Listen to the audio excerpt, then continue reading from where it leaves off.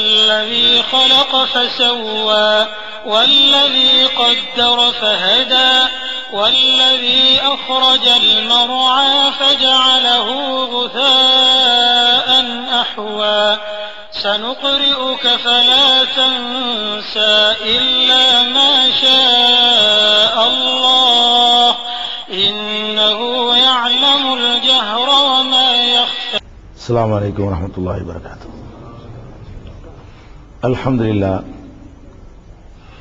لله نحمده ونستعينه ونستغفره ونؤمن به ونتوكل عليه ونعوذ بالله من شرور أنفسنا ومن سيئات أعمالنا من يهده الله فلا مضل له ومن يضلله فلا هادي له وأشهد أن لا إله إلا الله وحده لا شريك له وأشهد أن محمدا عبده ورسوله أما بعد.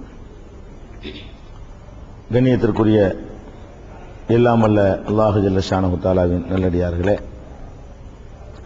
அல்லாஹுடைய பேரருளால் அவனுடைய மார்க்கத்தை அறிந்து கொள்ள வேண்டுமென்ற பேரார்வத்தோடு நாம் எல்லாம் இங்கே குழுமி இருக்கிறோம். இந்த நல்ல நேரத்திலே நாம் எந்த கொள்கையை ஏற்றிருக்கிறோம், அந்த கொள்கை மற்றவர்களுடைய கொள்கையிலிருந்து எவ்வாறு வேறுபட்டிருக்கிறது, நாம் மாத்திரம் மற்றவர்களால் கடுமையாக ஏன் எதிர்க்கப்படுகிறோம் என்பது பற்றிய சில விளக்கங்களை உங்கள் மத்தியிலே நான் சுட்டிக்காட்ட விரும்புகிறேன். அல்லாஹு ரப்புல் ஆலமீன் நபிமார்களை இந்த உலகத்திற்கு அனுப்பி அவர்கள் மூலமாக எந்த செய்தியை மக்களுக்கு கொடுத்தானோ அந்த செய்தியைத்தான் நம்முடைய கொள்கையாக மக்கள் மத்தியிலே நாம் வைக்கிறோம். அல்லாஹ்விடமிருந்து நபிமார்கள் செய்திகளை பெற்று அதற்கு செயல் வடிவம் கொடுத்து மக்களை அல்லாஹ்வின் பாதையில் அழைத்தார்கள். இறுதியாக நபிகள் நாயகம் ஸல்லல்லாஹு அலைஹி வஸல்லம் அவர்கள் அல்லாஹ்வுடைய அருள்மறை குர்ஆன் வேதத்தை பெற்று 23 ஆண்டுகள் அந்த வேதத்திற்கு செயல் வடிவம் கொடுத்து ஒரு அழகான வாழ்க்கை நெறியை நமக்கு வழங்கிவிட்டு சென்றார்கள். இன்று சர்வசாதாரணமாக எளிதான முறையிலே இந்த வாழ்க்கை நெறியை நாம் அடைந்திருக்கிறோம். ஆனால் இந்த வாழ்க்கை நெறியை நபிகள் நாயகம் ஸல்லல்லாஹு அலைஹி வஸல்லம் அவர்கள் மக்கள் மத்தியிலே எடுத்து வைத்த பொழுது அவர்கள் எத்தகைய நிலையை சந்தித்தார்கள், இதை நாம் முதலிலே விளங்கிக் கொள்ள வேண்டும். நபிகள் நாயகம் ஸல்லல்லாஹு அலைஹி வஸல்லம் அவர்கள் இந்த ஏகத்துவ பிரச்சாரத்தை, ஓரிரை கொள்கையை மக்கள் மத்தியிலே எடுத்துச் சொல்வதற்கு முன்னால் அந்த சமுதாயத்திலே மிகப்பெரிய செல்வாக்கு மிக்கவராக, மதிப்பு மிக்கவராக திகழ்ந்தார்கள். அவர்களை அல் அமீன் என்றும், சாதிக் என்றும், உண்மையாளர் என்றும், நம்பகமானவர் என்றெல்லாம் அந்த மக்கள் அவர்களை பெரிதும் போற்றி வந்தார்கள். நபிகள் நாயகம் ஸல்லல்லாஹு அலைஹி வஸல்லம் அவர்கள் பிறந்தவுடன் அவர்களை யார் எடுத்து, அவர்களுடைய பாட்டனார் இறந்தவுடன் அவர்களை யார் எடுத்து பராமரிப்பது என்று போட்டி ஏற்பட்ட பொழுது அபூ லஹப் போன்ற அவருடைய பெரிய தகப்பனார் நான் தான் எடுத்து வளர்ப்பேன் என்றெல்லாம் நபிகள் நாயகம் ஸல்லல்லாஹு அலைஹி வஸல்லம் அவர்களை வளர்ப்பதற்காக பெரிய அளவுக்கு ஆர்வம் காட்டினார். எப்போது நபிகள் நாயகம் ஸல்லல்லாஹு அலைஹி வஸல்லம் அவர்கள் இந்த ஏகத்துவ பிரச்சாரத்தை மக்கள் மத்தியிலே சொன்னார்களோ உடனடியாக ஒரு கடும் எதிர்ப்பை சந்திக்கிறார்கள். எங்கிருந்து சந்திக்கிறார்கள்? யார் அவர்கள் மீது அன்பு செலுத்தினார்களோ அந்த மக்களிடமிருந்து சந்திக்கிறார்கள். யார் அவர்களை எடுத்து வளர்ப்பதற்கு போட்டி போட்டார்களோ அவர்களிடமிருந்து சந்திக்கிறார்கள். நபிகள் நாயகம் ஸல்லல்லாஹு அலைஹி வஸல்லம் அவர்கள் அல்லாஹ்வுடைய தூதராக நியமிக்கப்பட்ட பிறகு அவர்களுக்கு அல்லாஹ் இட்ட கட்டளை, முதல் கட்டளை என்னவென்றால் வஅன்ஸிர் அஷீரத்தகல் அக்ரபீன், உங்களுடைய நெருங்கிய சொந்தக்காரங்களுக்கு முதல்ல எச்சரிக்கை செய்யுங்க. இது அல்லாஹ்வுடைய கட்டளை. இந்த கட்டளை வந்தவுடன் நபிகள் நாயகம் ஸல்லல்லாஹு அலைஹி வஸல்லம் அவர்கள் தங்களுடைய குடும்பத்தாரை, கோத்திரத்தாரை எல்லாம் அழைத்து வைத்துக் கொண்டு ஒரு செய்தியை நான் உங்களுக்கு சொல்ல போகிறேன். வணக்கத்திற்குரியவன் அல்லாஹ்வை தவிர யாரும் இல்லை. இந்த கொள்கையை நீங்கள் ஏற்றுக்கொண்டீர்களானால் வெற்றி பெறுவீர்கள், இல்லையானால் உங்களுக்கு ஒரு பெரிய துன்புறுத்தும் வேதனை இருக்கிறது என்ற செய்தியை சொல்வதற்காக நபிகள் நாயகம் ஸல்லல்லாஹு அலைஹி வஸல்லம் அவர்கள் அந்த மக்களை கூட்டுகிறார்கள். கூட்டி நேரடியாக விஷயத்தை சொல்லாமல் ஒரு பீடிகையோடு அந்த மக்களுக்கு இந்த செய்தியை சொல்கிறார்கள். எப்படி சொல்கிறார்கள்?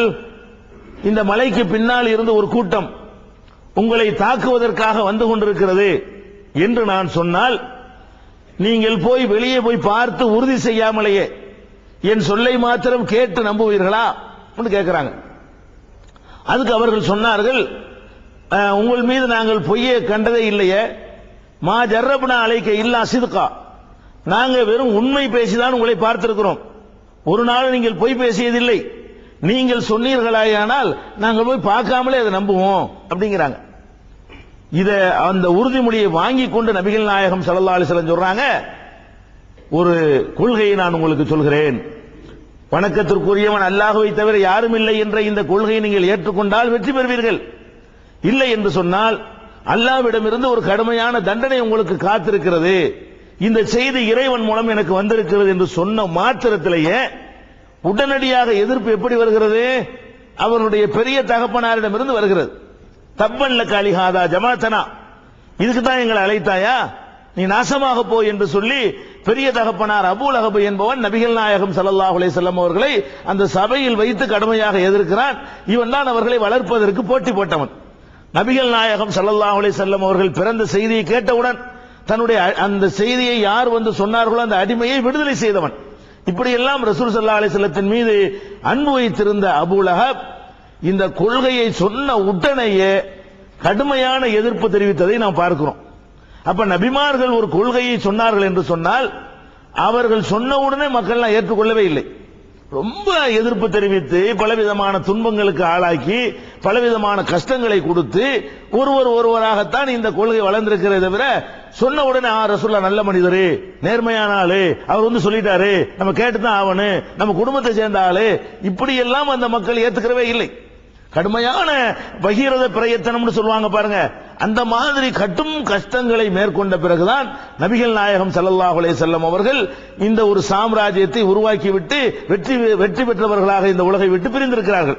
அப்ப முதல்ல நம்ம கவனிக்க வேண்டிய விஷயம் என்னன்னு கேட்டா, நாம் சொல்வது சத்தியமா இருக்க ஏன் எதிர்க்கிறார்கள் நம்ம ஆச்சரியப்படக்கூடாது. நாம் நல்லவர்களாகத்தானே வாழ்ந்து கொண்டிருக்கிறோம், நம்ம யாருக்கு எந்த இடைஞ்சலும் பண்ணலையே, அப்படி இருந்து ஏன் எதிர்க்கிறார்கள் அப்படி நீங்க நினைக்க கூடாது. அப்படி இருந்தா எதிர்க்கப்பட்டார்கள். நாமளாவது நிறைய தப்பு தவறுகள்லாம் செய்திருப்போம். நபிமார்களை பொறுத்த வரைக்கும் அவர்களுடைய நுபுவத்துக்கு முந்தி உள்ள வாழ்க்கையை பார்த்தீர்களானால் ரொம்ப பரிசுத்தமான வாழ்க்கையாக இருந்திருக்கிறது. நபிகள் நாயகம் ஸல்லல்லாஹு அலைஹி வஸல்லம் அவர்கள் தன்னை இறை தூதர் என்று சொல்வதற்கு ஆதாரமாக கூட என்ன சொன்னார்கள் தெரியுமா?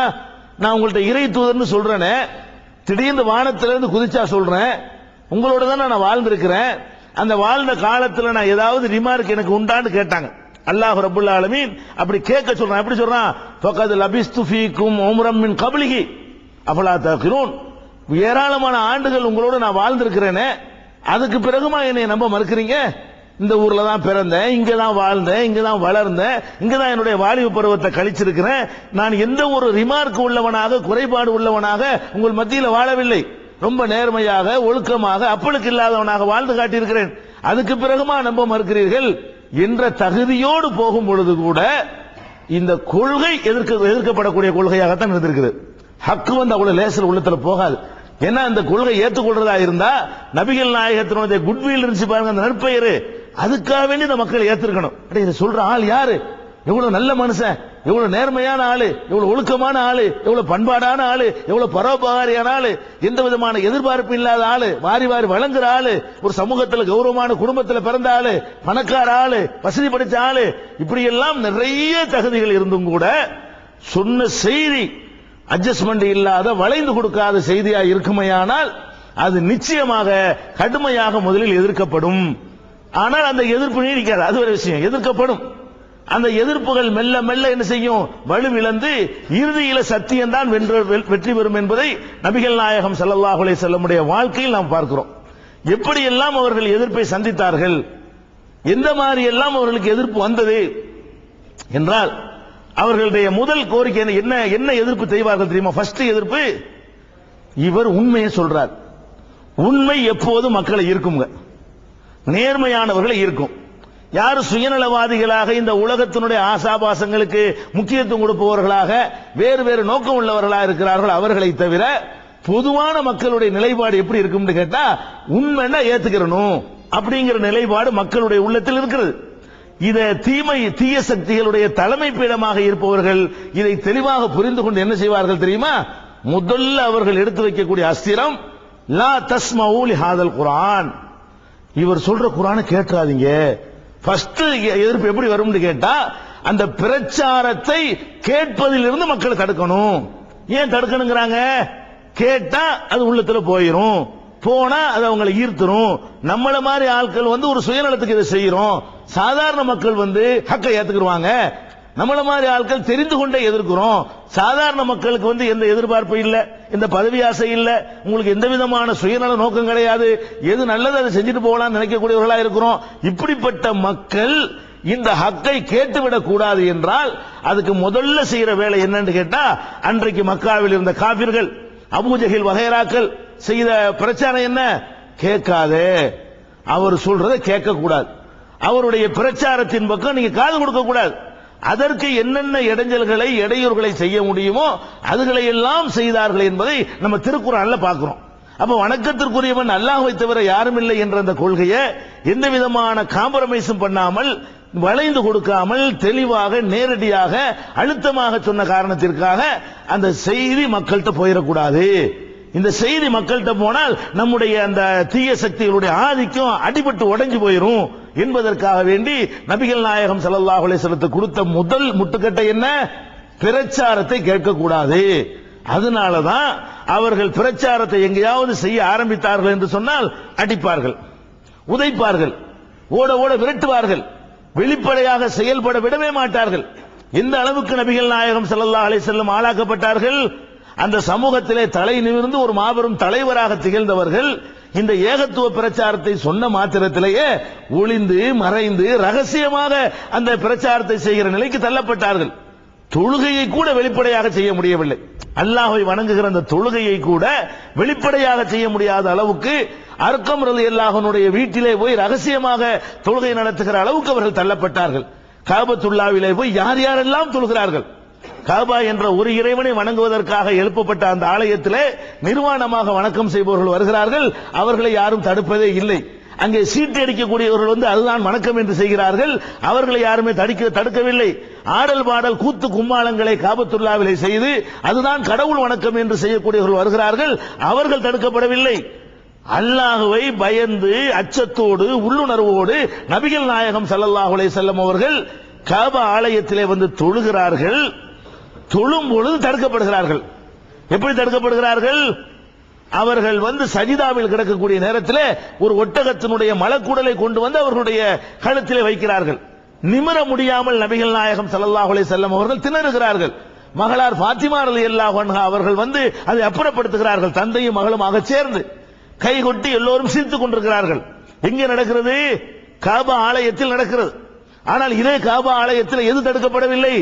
நிர்வாணமாக தவாப் செய்பவர்கள் அல்லாஹ்வுடைய ஆலயத்தை முழு நிர்வாணமாக தவாப் செய்வார்கள், அதை யாருமே தடுக்கவில்லை, கண்டுகொள்ளவே இல்லை. அல்லாஹ்வை பயந்து ஒழுங்கான முறையில் இபாதத்தை செய்ய வரும் பொழுது தடுக்கப்பட்டார்கள். அதுக்கு தான் அல்லாஹ் கடுமையான ஒரு எச்சரிக்கை கூட கொடுத்தான். அராய்தல்லதி யன்ஹா அபதன் இதா ஸல்லா, தொழுகிற ஒரு அடியாரை தடுக்கிறார்களே, இவர்களை பற்றி சிந்தித்து பார்த்தாயா? ஒரு அடியான் தொழுவதற்கு போனால் தடுப்பார்களா அப்படின்னு ஒரு கடுமையான எச்சரிக்கை அந்த சூரத்துல் அலக் எடுத்து பார்த்தீர்களே. ஆனால் இந்த அல்லாஹ்வுடைய ஆலயத்திற்கு வராமல் நபிகள் நாயகம் ஸல்லல்லாஹு அலைஹி வஸல்லம் தடுக்கப்பட்ட வரலாற்றை சொல்லி கடும் எச்சரிக்கை கொடுக்கிறான். கல்லால இன்தஹி ல இல்லம் என்தஹி, அவர் விலகி கொள்ளவில்லையானால் லனஸ்வாம் பின் நாசியா, அவனுடைய குடுமையை நாம பிடிப்போம். நாசியத்தின் காதிபத்தின் காத்தியா, அநியாயம் செய்கிற அந்த பாவிகளாக இருக்கிற அவர்களுடைய குடுமையை முன்னேற்றியே நாம் பிடிப்போம். ஃபல் எது நாதியஹு, அவர்கள் சபையை அவர்கள் கூப்பிடட்டும்.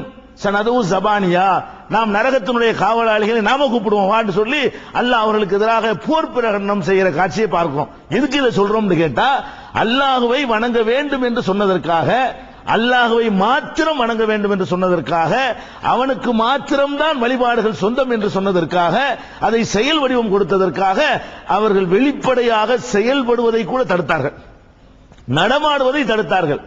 வீதிகளிலே கல்லை வீசி எறிந்தார்கள், முல்லை போட்டு வைத்தார்கள், அவர்கள் போகிற பாதையில குப்பையை கொட்டினார்கள். சிறுவர்கள் தாயிஃப் நகரத்திற்கு சென்ற பொழுது சிறுவர்களுடைய கையில கற்களை கொடுத்து கல்லால் அடிக்க சொன்னார்கள். ரத்தம் சொட்ட சொட்ட நபிகள் நாயகம் ஸல்லல்லாஹு அலைஹி வஸல்லம் அவர்கள் ஒரு பைத்தியக்காரர் போல விரட்டடிக்கப்பட்டார்கள். அவங்க செஞ்ச தப்பு என்ன? இப்படி எல்லாம் விரட்டுவதற்காக அவர்கள் யாரையாவது ஏசினார்களா? யாரையாவது திட்டினார்களா? யாருடைய சொத்தையாவது அபகரித்தார்களா? யாருக்காவது தொந்தரவு கொடுத்தார்களா? யாருடைய சோத்திலையாவது மண்ணள்ளி போட்டார்களா? ஒன்னும் செய்யல. அவங்க செஞ்ச ஒரே வேலை என்ன?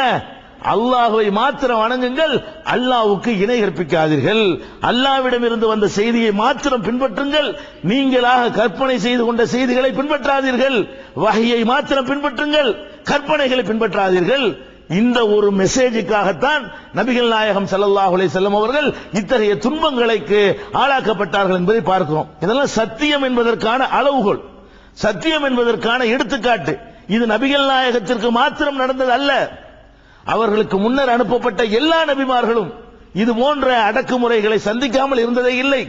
நூஹ் நபி சந்தித்திருக்கிறார்கள், லூத் நபி சந்தித்திருக்கிறார்கள், இப்ராஹிம் நபி கூட சந்தித்திருக்கிறார்கள். ஒட்டுமொத்தமாக அனைவரும் சேர்ந்து கொண்டு அவர்களை தனிமைப்படுத்துவார்கள், எல்லோரும் சேர்ந்து கொள்வார்கள், சேர்ந்து கொண்டு தனிமைப்படுத்துவார்கள். இதையெல்லாம் பார்க்கிறோம்.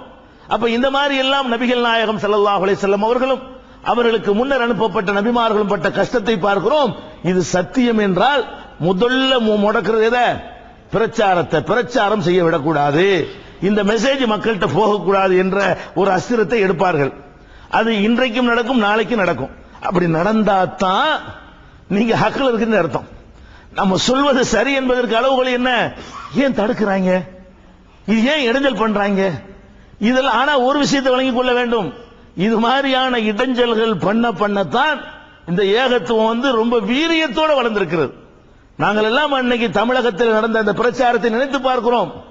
சில ஊர்களிலே பேசிக் கொண்டிருக்கும் பொழுதே அடிப்பார்கள், மேடையில ஏறி அடிப்பார்கள், தாக்குவார்கள், ரத்தம் சிந்த சிந்த நாங்கள் பேசிக்கொண்டே இருப்போம். டீப் லைட் எடுத்து உடைப்பார்கள், பெட்ரோமாக்ஸ் லைட் எடுத்து எறிவார்கள். இது போன்ற அடக்குமுறைகளை நாங்கள் புதிதாக இன்றைக்கு நேற்று பார்க்கவில்லை. 25,980 இருந்து பார்க்கிறோம். முத்துப்பேட்டையில் நடந்து உங்களுக்கு தெரியும். முத்துப்பேட்டை சகோதரர்கள் வந்திருப்பீர்களே, ஆனால் உங்களுக்கு தெரியும்.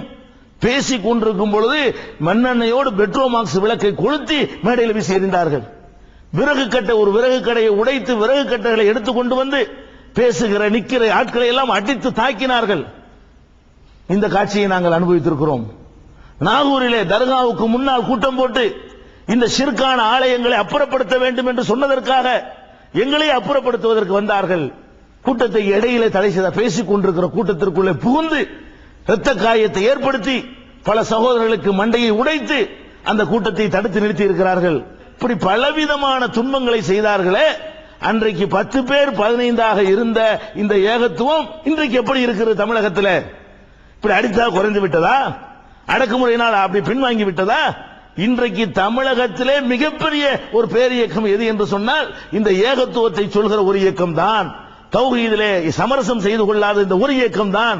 இந்த ஒரு இயக்கத்திற்கு தான் பல்லாயிரக்கணக்கான மக்களை ஒரு மணி நேரத்தில் கூட்டுகிற அளவுக்கு அல்லாஹ் நம்பிக்கையை தந்திருக்கிறான். மக்கள் மத்தியிலே ஒரு நம்பிக்கையை ஊட்டி இருக்கிறான். எந்த விதமான போஸ்டர் இல்லை, விளம்பரம் இல்லை, எந்த விதமான ஏற்பாடும் இல்லை. சொன்ன மாத்திரத்திலே குவிகிற அளவுக்கு இங்கேயும் நீங்கள் பார்க்கிறீர்களா இல்லையா? இதுதான் ஏகத்துவத்தினுடைய. அடிக்கவே முடியாது. யுரீதுன லியுத்ஃபிஉ நூரல்லாஹி பிஅஃவாஹிஹிம், தங்களுடைய வாய்களால் அல்லாஹ்வுடைய ஒளியை ஊதி அணைக்க நினைக்கிறார்கள். வல்லாஹு முத்திம்மு நூரிஹி வலவ் கரிஹல் காஃபிரூன், நிராகரிப்பவர்கள் விரும்பாவிட்டாலும் சரி வெறுத்தாலும் சரி அவனுடைய ஒளியை அவன் முழுமையாக்குவான்.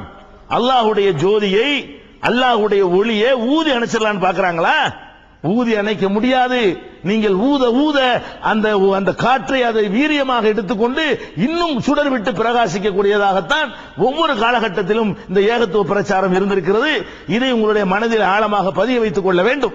நம்ம இருக்கிற சரிதான். இதெல்லாம் உங்களுக்கு என்ன நம்பிக்கை ஊட்ட வேண்டும்? எங்க எல்லாம் அடக்குமுறைகள் வருகிறதோ ஏன் கேட்க கூடாது என்று ஒரு நிலை. நம்ம இருக்கிற சரியா உங்களுக்கு என்ன நம்பிக்கை ஊட்ட வேண்டும்? இங்க எல்லாம் அடக்குமுறைகள் வருகிறதோ ஏன் கேட்க கூடாது என்று ஒரு நிலைப்பாடு எடுக்கிறார்கள். கேட்டுவிட்டு தப்பு என்று சொல்லிட்டுமே, அதை எதிர்த்து நிக்கட்டுமே, கேட்கவே கூடாது என்று சொல்கிறார்கள் என்றால் அங்க விஷயம் இருக்கிறது, உண்மை இருக்கிறது. அந்த உண்மை இவர்களை சுடுகிறது. அதிலிருந்து தப்பித்துக் கொள்வதற்காக செய்கிறார்கள் என்பதை ஒரு அளவுகோலாக நீங்கள் வைத்துக் கொள்ள வேண்டும். இரண்டாவதாக, இந்த சத்திய பிரச்சாரத்துக்கு எதிராக ஒரு அதிசயம் உலகத்திலே வரலாற்றில் நடக்கும். எல்லா காலத்திலும் நடக்கும். எப்படி நடக்கும்? அது உண்மையில அதிசயமா இருக்கும். ஆனா அதான் நடக்கும். என்ன அதிசயம்? இப்ப நபிகள் நாயகம் ஸல்லல்லாஹு அலைஹி வஸல்லம் காலத்தில் அவங்க யாரையெல்லாம் சந்திக்கிறார்கள்? யூதர்கள் என்ற ஒரு இனத்தை சந்திக்கிறார்கள். யகூதிகள் இருந்தார்கள் மதீனாவிலே, நசாராக்கள் கிறிஸ்தவர்கள், அதே மாதிரி இணை கற்பிக்கக்கூடியவர்கள் மக்காவில் இருந்தார்கள். இந்த மூணு சமுதாயம் நபிகள் நாயகம் ஸல்லல்லாஹு அலைஹி வஸல்லம் அவர்களால் சந்திக்கப்பட்ட சமுதாயம். அதாவது அல்லாஹ்வுக்கு இணை வைக்கக்கூடிய முஷ்ரிக்கீன்களை அவர்கள் காண்கிறார்கள். அதே மாதிரி யகூதிகளை காண்கிறார்கள், நசாராக்களை காண்கிறார்கள், யூத கிறிஸ்தவ சமுதாயங்களை காண்கிறார்கள். இப்ப இந்த மூன்று சமுதாயங்கள்ல இந்த யூதர்களும் கிறிஸ்தவர்களும் எடுத்துக்கொள்ளுங்கள். இந்த யூதர்களும் கிறிஸ்தவர்களும் எந்த ஒரு பிரச்சனையிலேயாவது ஒன்று சேர இயலுமா என்றால் ஒன்று சேரவே முடியாது. யூதர்களும் கிறிஸ்தவர்களும் யாரும் நெருக்கமாக இருக்க வேண்டும் என்று பார்த்தால் நபிகள் நாயகம் ஸல்லல்லாஹு அலைஹி வஸல்லம் அவங்களோட தான் நெருக்கமா இருந்து ஆகணும். அவங்க ரெண்டு பேரும் ஒரு இடத்துல வரவே முடியாது. ஏன்? இப்ப யூதர்களுடைய நிலைப்பாடு என்னன்னு பாத்தீங்கன்னா, ஈசா நபி அவர்களை அல்லாஹ்வுடைய மகன் என்று சொல்கிறார்கள் ஒரு குரூப். நசாரா கிறிஸ்தவர்கள் ஈசா நபியை அல்லாஹ்வுடைய மகன், கர்த்தருடைய குமாரன் என்று அவர்கள் சொல்கிறார்கள். அப்படி அவர்கள் நினைக்கிறார்கள். ஒரு பக்கத்தில் பார்த்தால் அவரை கர்த்தர் என்று சொன்னார்கள். கர்த்தருடைய மகன் என்று சொல்லிவிட்டு அவரையே கர்த்தர் என்றார்கள். அவரிடத்திலே பிரார்த்தனை செய்தார்கள், அவரிடத்திலே கோரிக்கை வைத்தார்கள். அந்த அளவுக்கு ஈசா நபியை அவ்வளவு உயர்ந்த இடத்திலே வைத்து கிறிஸ்தவர்கள் மதிக்கிறார்கள். அந்த ஈசா நபியை பற்றி யூதர்களுடைய நிலைப்பாடு என்ன? அவர் விபச்சாரத்தில் பிறந்தவர். எந்த ஈசா நபியை ரொம்ப உயர்ந்த நிலையில் வைத்து கிறிஸ்தவர்கள் பார்க்கிறார்களோ அந்த ஈசா நபியை யூதர்கள் எந்த இடத்தில் வைத்து பார்க்கிறார்கள்? மகா பிறப்பை மோசம், தகப்பன் இல்லாமல் பிறந்திருக்கிறாரு, இவர் விபச்சார புத்திரரு அப்படின்னு சொல்லி அவர் வாழும் பொழுதும் அவருக்கு துன்பத்தை, இந்த பூமியில வசிக்கக்கூடிய காலத்திலும் துன்பத்தை கொடுத்தார்கள், அடக்குமுறை செய்தார்கள், கொள்வதற்கு முயற்சி செய்தார்கள், ஓட ஓட விரட்டினார்கள். பலவிதமான கஷ்டத்தை ஈசா நபி இந்த பூமியில் இருக்கும் பொழுதும் கொடுத்தார்கள். ஈசா நபியுடைய மௌத்துக்கு பிறகும் ஈசா நபியுடைய பெயரை டேமேஜ் பண்ணுவதற்குரிய எல்லா வேலைகளையும் செய்தவர்கள் யார்? யூதர்கள். ஆனால் இஸ்லாம் எப்படி சொல்கிறது? ஈசா நபியை பற்றி உயர்ந்தவர் என்று சொல்கிறது, நல்லடியார் என்று சொல்கிறது, அவருடைய தாயார் ஒரு பத்தினி என்று சொல்கிறது. இந்த உலகத்து மாந்தர்களிலேயே பெண்கள் மாதர்களிலேயே சிறந்தவர் யார் என்று கேட்டால் ஒஸ்தஃபாக்கி அலா நிசாயில் ஆலமீன், அகில உலகத்து பெண்களை விட மரியம் அலைஹிஸ்ஸலாம் அவர்கள் சிறந்த பெண்மணி என்று திருமறை குர்ஆன் என்ன செய்து நற்சான்று பகர்கிறது. இரண்டு பெண்கள் உங்களுக்கு எல்லாம் முன்மாதிரி மூமின்களுக்கு என்று குர்ஆன் சொல்லும் பொழுது அதுல ஒரு பெண்ணாக யாரை குறிப்பிடுகிறது? ஓ மரியம் அப்னத் இம்ரான் அல்லத்தி அஹ்ஸனத் ஃபர்ஜஹா, தன்னுடைய கற்பை காத்துக்கொண்ட மரியமையும் அல்லாஹ் ரப்பல் ஆலமீன் மூமின்களுக்கு ஒரு முன்னுதாரணமாக ஆக்குகிறான். அப்ப இஸ்லாம் என்ன சொல்லுது? மரியம் அலைஹிஸ்ஸலாத்தை புகழ்ந்து சொல்கிறது, ஈசா நபியை புகழ்ந்து சொல்கிறது, அவர் மீதும் தாயின் மீதும் சுமத்தப்பட்ட கலங்கங்களை கொடுத்து எரிகிறது. கடவுள் என்று சொல்வதை மாத்திரம் மறுக்கிறதே தவிர மற்றபடி ஈசா நபியுடைய கண்ணியத்தையோ கௌரவத்தையோ முழுசாக நிலைநாட்டக்கூடிய மார்க்கமாக திருமறை குர்ஆன் வேதம் இருக்கிறது. அல்லாஹ்வுடைய ரசூல் அப்படி திகழ்ந்தார்கள். இப்ப கிறிஸ்தவர்கள் இந்த யூதர்களோடு சேரணுமா, ரசூல் ஸல்லல்லாஹு அலைஹி வஸல்லம் சேரணுமா? கிறிஸ்தவ சமுதாயத்தை எடுத்துக்கொள்ளுங்கள். அவர்கள் யார் பக்கம் கைகோர்ப்பதற்கு தகுதி இருக்கிறது? நபிகள் நாயகத்தை கோர்க்கணும். நம்ம கடவுள்னு சொன்னாலும் அவர் கடவுள்ங்கிறத மறுக்கிறார். ஆனால் ஈசா நபியை நல்லவர்ங்கிறாரு, இறை தூதர் என்கிறாரு, அவங்க தாயாரையும் பாராட்டுறாரு, அவங்களையும் புகழ்றாரு, சிறந்த பெண்மணி என்று சொல்றாரு. அவங்க சமுதாயத்து பெண்களை எல்லாம் விட இந்த அம்மாவை சிறந்த பெண்மணிங்கிறாரு, அவங்க தான் உலகத்துக்கு முன்மாதிரி சொல்றாரு. இப்படி எல்லாம் சொல்றாரு என்று சொல்லி நபிகள் நாயகம் ஸல்லல்லாஹு அலைஹி வஸல்லம் அவங்களோடு அவங்க இணங்கி இருக்க வேண்டும், நெருக்கமாக இருக்க வேண்டும். ஆனால் என்ன செய்தார்கள் தெரியுமா? நபிகள் நாயகத்தை ஒழிப்பதற்கு அவங்க ரெண்டு ஒன்று சேர்ந்தார்கள். இது அதிசயம். நமக்கு எப்படி இது நடந்துச்சுன்னு சொல்ல முடியவில்லை.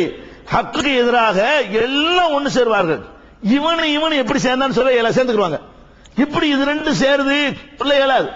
ஒரு ரீசனும் கிடையாது அவங்க சேர்வதற்கு. யூதர்களும் கிறிஸ்தவர்களும் ஒரு பெல்ட்ல வருவதற்கு எந்த ரீசனும் கிடையாது.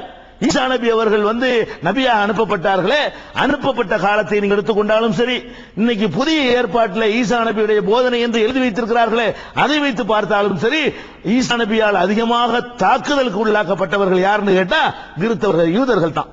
யூதர்களை ரொம்ப கடுமையா திட்டுறாரு, பொல்லாத பூசாரிகளேங்கிறாரு, விரியன் பாம்பு குட்டிகளேங்கிறாரு, ரொம்ப கடுமையான வார்த்தைகள் எல்லாம் பிரயோகம் பண்ணி யூதர்களை கடுமையாக சாடியதாக நம்ம பைபிள்ல 2 பேருக்கும் அவ்வளவு ஜென்ம பகை இருந்திருக்கிறது. ஈசா நபி யூதர்களை தான் குறி வச்சாரு, யூதர்களும் ஈசா நபியை தான் குறி வைத்தார்கள் என்று 2 தரப்புலையுமே இவங்க அவரை ஏத்துக்கிற முடியாது, அவங்க இவரை ஏத்துக்கிற முடியாது என்ற அளவுக்கு பகைமை இருந்ததா இல்லையா? ஆனால் நபிகள் நாயகம் ஸல்லல்லாஹு அலைஹி வஸல்லம் வந்தவுடனே இப்ப என்ன பண்ணிருக்கனே, இவர் சொல்றது நல்லா இருக்குதே, நமக்கு நெருக்கமா இருக்குதே, இவங்க நம்மளை போட்டு தரக்குறைவால் பேசிக்கிட்டு இருந்தாங்க, இந்த ஆளு கொஞ்சம் நல்லா உயர்வா சொல்றாரு என்று சொல்லி யூதர்களை அப்புறப்படுத்துவதற்காக கிறிஸ்தவர்கள் யாரோடு சேரணும்? நபிகள் நாயகம் ஸல்லல்லாஹு அலைஹி வஸல்லம் அவர்களோடு சேர்ந்திருக்கணுமா இல்லையா? சேரல. அதே மாதிரி இணை கற்பிக்கக்கூடியவர்கள், அல்லாஹ்வுக்கு பல இணை கற்பிக்கக்கூடியவர்கள் மக்காவில் இருந்தார்கள். அவங்களும் கிறிஸ்தவர்களும் சேர முடியுமா? சேர முடியாது. அவங்களும் யூதர்களும் சேர முடியுமா? சேர முடியாது. ஏன் முடியாது என்று சொன்னால், இப்போது வரைக்கும் வைத்திருக்கிறார்களே வேதம், கையில மாத்தி மறைச்சி திருத்தி எல்லாம் போக மிச்சமா இருக்கிற வேதம் இருக்க, இந்த பைபிள் வேதத்தில் கூட அந்த மக்கத்து காவியர்களுடைய அத்தனை நடவடிக்கைகளுக்கும் கண்டனம் இருக்கிறது. இன்றைக்கு மிச்சம் நிறைய மாற்றி விட்டாங்க. மாத்தின பிறகு மிச்சமா இருக்கிற வேதத்தை எடுத்து பார்த்தாலும் கம்பங்களை நட வேண்டாம், கம்பங்களை வழிபட வேண்டாம், சிலைகளை வழிபட வேண்டாம், உருவங்களை வழிபடக்கூடாது, பூஜை செய்யக்கூடாது, இப்படி எல்லாம் இந்த உருவ வழிபாட்டுக்கு எதிராக கடுமையான வார்த்தைகளை நீங்கள் பழைய ஏற்பாடுகளிலும் பார்க்கலாம், புதிய ஏற்பாட்டிலும் பார்க்கலாம். இப்படி இருக்கும் பொழுது இந்த முஷ்ரிக்கை என்ன செய்யணும்? கிறிஸ்தவர்கள் இருக்கணும். இந்த ஆளு என்ன ஓரிரை கொள்கை ஓரளவுக்கு சொல்றாரு இவரு, இவங்க என்ன கண்டதையும் கடவுளுங்கிறாங்க, கள்ள கடவுளுங்கிறாங்க, கழுதைய கடவுளுங்கிறாங்க அப்படின்னு சொல்லி இந்த யூத கிறிஸ்தவர்கள் யார் மீது பகைமை கொண்டிருக்கணும்? மக்காவில் வாழ்ந்த அபூஜஹல் வகைராக்கள் மீது பகைமை கொண்டிருக்கணும். அப்ப எல்லாருக்கும் நெருக்கமா வருவதாக இருந்தால் மக்கா முஷ்ரிக்கை தவிர மற்றவங்க எல்லாம் ரசூல் ஸல்லல்லாஹு அலைஹி வஸல்லம் அவங்களோட நெருக்கமா இருக்கணும். இவர் தான் ஓரளவுக்கு கரெக்டா சொல்றாரு, அடிச்சு நிமித்துறாரு, எல்லாத்தையும் நம்ம சொல்லுவதை விட நல்லா சொல்றாரு, நாமளும் செய் வழிபாடு கூடாதுங்கிறோம், நம்மகிட்ட ஒரு டேஞ்சர் கோளாறு இருக்கிறது, இவர் கோளாறு இல்லாம சொல்லி உடைக்கிறாரு அப்படின்னு சொல்லி அவங்க யாரோட சேர்ந்திருக்கணும்? நபிகள் நாயகம் ஸல்லல்லாஹு அலைஹி வஸல்லம் சேர்ந்திருக்கணும். ஆனால் என்ன அதிசயம் நடக்கிறது தெரியுமா? நபிகள் நாயகம் ஸல்லல்லாஹு அலைஹி வஸல்லம் மதீனாவுக்கு போன உடனே எல்லாரும் ஒன்னா சேர்றாங்க. யார் எல்லாம் சேர்றாங்க? அபூஜஹலும் ஒரு பெல்ட்டுக்குள்ள வருகிறான், யூதர்களும் ஒரு பெல்ட்டுல வருகிறார்கள், கிறிஸ்தவர்களும் ஒரு பெல்ட்ல வருகிறார்கள், கடவுள் இல்லை என்றவன் ஒரு பெல்ட்ல வருகிறான். அங்க இருந்த அவ்வளவு சக்திகளுக்கும் சேர்த்து ஒரே இலக்கு யாரு? ரசூல் ஸல்லல்லாஹு அலைஹி வஸல்லம். இவரை விடக்கூடாது. ஏன் அப்படி சொன்னாங்க தெரியுமா? அதெல்லாம் அட்ஜஸ்ட்மெண்ட்.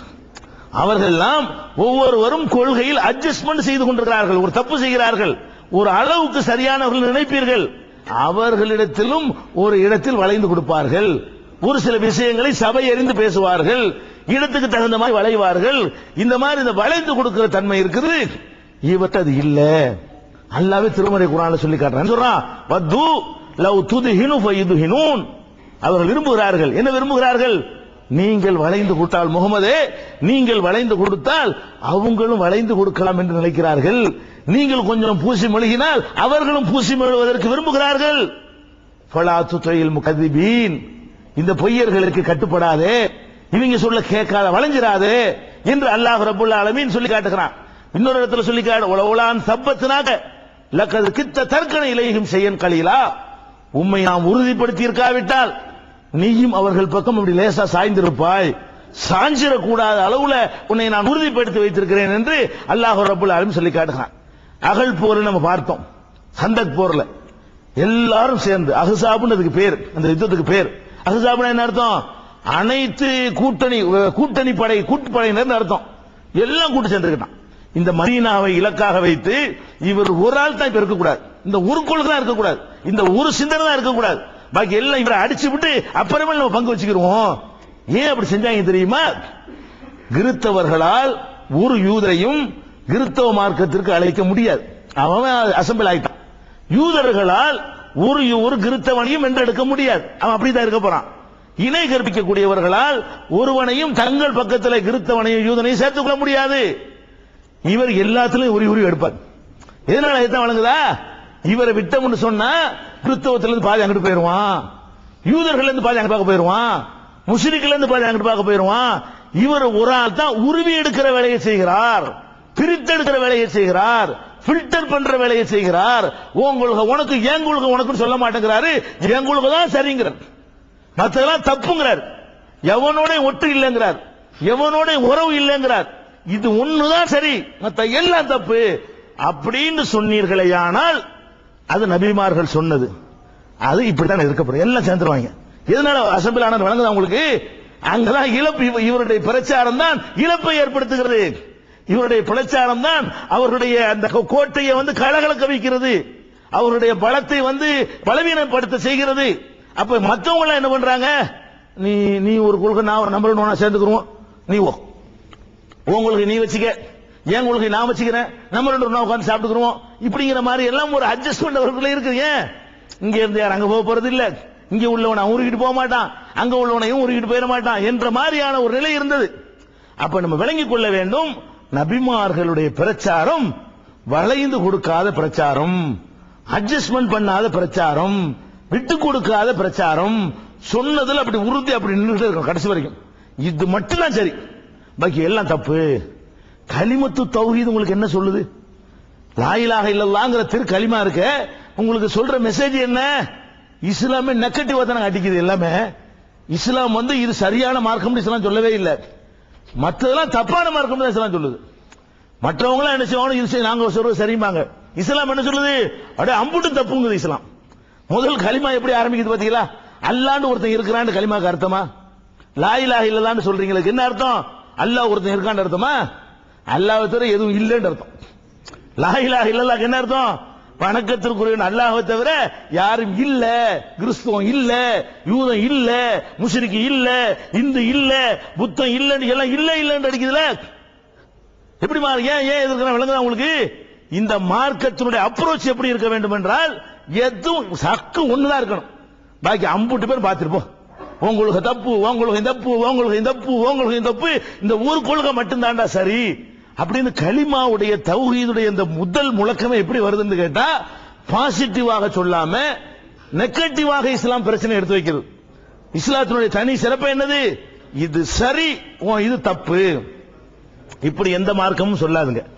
அப்படி அவங்க மனசுக்குள்ள நினைச்சா கூட வெளிப்படையா சொல்ல மாட்டாங்க. எம்மதமும் சம்மதம் பாங்க, நம்ம எல்லாம் ஒண்ணும் பாங்க. ஏன் ஒண்ணுங்கிறாங்க? ஏன் ஒண்ணுங்கிறாங்க? சிறப்பித்து சொல்வதற்கு ஒண்ணும் இல்ல. இங்க நம்மளை எல்லாம் வென்றெடுப்பதற்குரிய சமாச்சாரம் ஒண்ணுமே இல்ல. அவங்களுடைய ஆட்களை இழந்து விடக் கூடாதுங்கிறதுக்காக வேண்டி எல்லாம் சரி, நம்மெல்லாம் ஒண்ணு, நம்மெல்லாம் ஒண்ணு, நம்மெல்லாம் ஒண்ணுபாங்க. அது எப்படி நம்மெல்லாம் ஒண்ணு? குஷ்டரோகியும் ஆரோக்கியமானவன் ஒன்னாயிர முடியுமா? ஒருத்தர் குஷ்டரோகியா இருக்கான், ஒருத்தர் ஆரோக்கியமா இருக்கிறான், நம்மெல்லாம் ஒண்ணு. நம்மெல்லாம் ஒண்ணு யார் சொல்லுவான்? நோயாளி வேண்டாம் சொல்லுவான், அவனுக்கு இழப்பு ஒண்ணும் இல்ல. ஆரோக்கியமானவன் நம்மெல்லாம் ஒண்ணு சேர்ந்துட்டு என்ன வருது? நம்மளுக்கு அந்த நோய் வந்துடாதா? அப்ப இந்த நம்மெல்லாம் ஒண்ணுங்கிற டாபிக்கு இஸ்லாத்துல இடமே கிடையாது.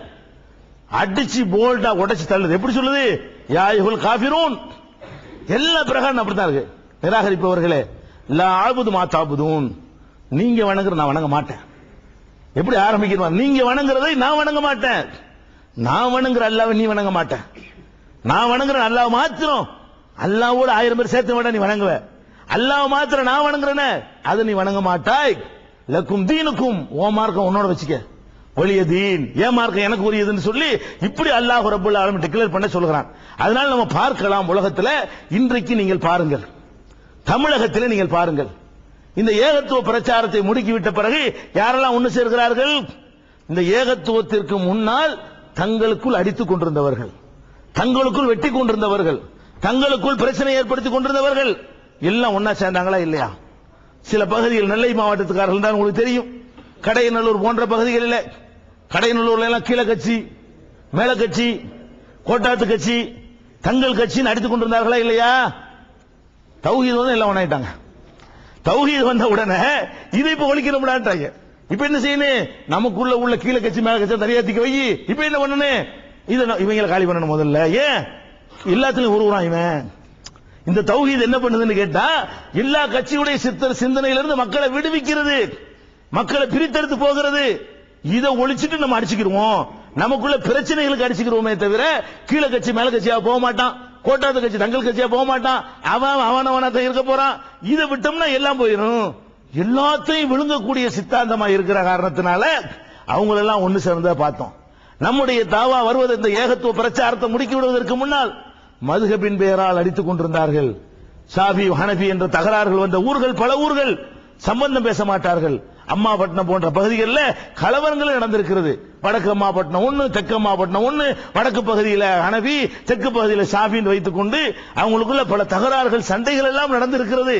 மதரசாக்களிலே நாங்கள் ஓதுகிற காலத்திலே பாடம் நடத்துகிற நேரத்தில் ஷாஃபி அஜர்த்து ஹனபியை திட்டி பாடம் நடத்துவாரு, ஹனபி அஜர்த்து ஷாஃபியை திட்டி பாடம் நடத்துவாரு.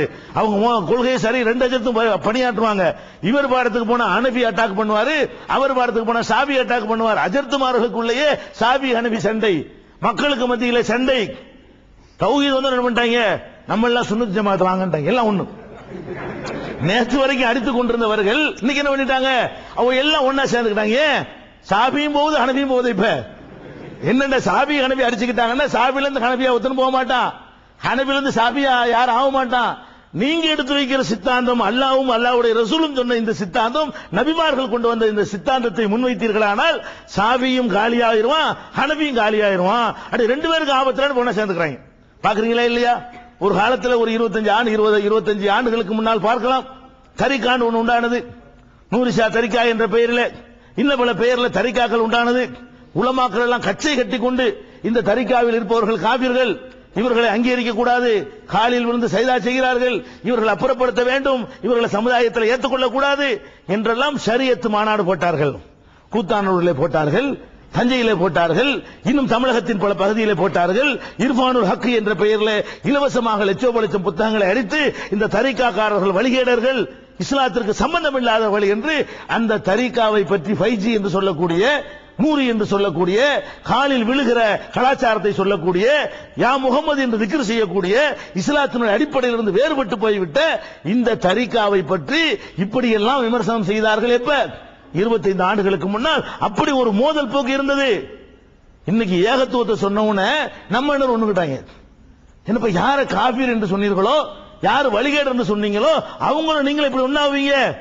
சுன்னத் ஜமாத் என்று சொல்லிக் கொண்டவர்களும் தரிகாவாதிகள் என்று சொல்லக்கூடியவர்களும் இந்த தரிகாவை எதிர்த்தவர்களும் தரிகாவை ஊக்குவித்தவர்களும் ஒரு அணியில் நின்று இன்றைக்கு ஏற்றுக்கொண்டிருக்கிறார்கள்.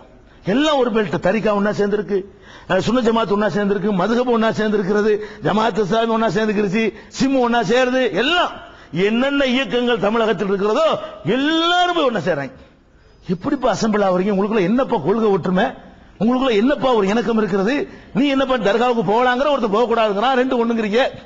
தரிகா இல்லங்கிறீங்க, ஒருத்தர் இருக்குங்கிறான், ரெண்டு ஒண்ணுங்கிறீங்க. கூட்டுத்துவா ஓதுங்கிறான், ஒருத்தர் ஓதக்கூடாங்க, ரெண்டு ஒண்ணா சேர்ந்துக்கிறேங்கிறீங்க. இதெல்லாம் அந்த 40 ஓதக்கூடாது, அது கூட பிதத்துன்னு சொல்றான் தேவபந்துக்காரன், பரேலவிக்காரன் இல்லங்கிறான், ரெண்டு பேரும் சேர்ந்து எங்களை அடிக்க வர்றீங்க. இப்ப எங்களை அடிக்கிற விஷயத்தில் மாத்திரம் எல்லாம் ஒன்னா சேர்றீங்களே, இது ஆச்சரியப்படுவதற்கு இல்லை. இந்த அதிசயம் நடக்கும். அவர்கள் வெறுப்பதாக இருந்தால் நம்மளே வெறுக்கணும். இப்ப தேவபந்திகள் ஒரு குரூப் இருக்கிறாங்க, இவங்க யாருங்க வெறுக்கணும்? பரேலவிகளை வெறுக்கணும். நம்ம நாட்டில் தேவபந்தின்னு ஒரு குரூப், வட இந்தியாவில் பரேலவின்னு ஒரு குரூப். தேவபந்தியில் என்ன செய்வாங்க? கபர் வணக்கம் இல்லைம்பாங்க, கூட்டுத்துவா இல்லைம்பாங்க, பிதஅத் இல்லைம்பாங்க, மனிதன் சமாதி கட்டக்கூடாதும்பாங்க, சந்தன கூட இல்லைம்பாங்க, தர்கா கட்டக்கூடாதுன்னு சொல்லுவாங்க. இதெல்லாம் சொல்லக்கூடியவர்கள் யாரு? தேவபந்தின்னு சொல்லக்கூடியவர்கள். தாருல் உலூம் தேவபந்துன்னு ஒரு பெரிய யூனிவர்சிட்டி வச்சிருக்காங்க. 2000 உலமாக்கள் அதில் படிச்சு வெளியே கொண்டிருக்கிறார்கள். அவ்வளவு பெரிய மதரசா இருக்கிறது.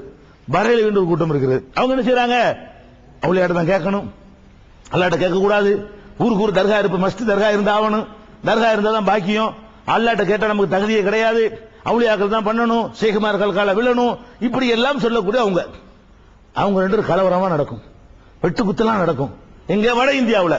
அங்க இந்த ஏகத்துவ எழுச்சி இல்லாமல் அடிச்சுட்டு இருக்கிறாங்க. இன்னமும் தமிழகத்திலும் பரேலவி தேவபந்தி இருக்கிறார்கள், இவங்க மாத்திரம் ஒன்னா இருக்கிறாங்க. வட இந்தியாவில் ஏகத்துவ எழுச்சி இல்லாத காரணத்தினால், இந்த பிரச்சாரம் இல்லாத காரணத்தினால் அவங்களுக்குள்ள வெட்டு குத்து நடக்கிறது. தமிழகத்தில் இந்த ஏகத்துவ பிரச்சாரம் தீவிரமா முடுக்கி விட்டப்பட்ட காரணத்தில் என்ன பண்றாங்க? பரேலவியும் போயிருவான், அவனும் போயிருவான். யாரு யாரை எதிர்க்கிறது? தேவபந்திகள் நம்ம கூட இல்லைங்க சேரணும்.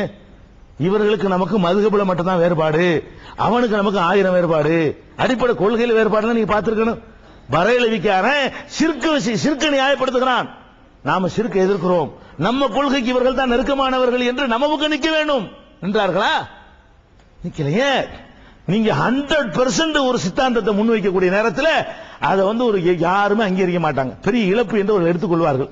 இது நபிமார்கள் காலத்தில் சந்தித்த இந்த சந்திப்பை இங்க நீங்க பார்க்கலாம், இந்தியாவில் பார்க்கலாம், உலகத்தில் பார்க்கலாம், எங்க வேண்டாலும் பார்க்கலாம்.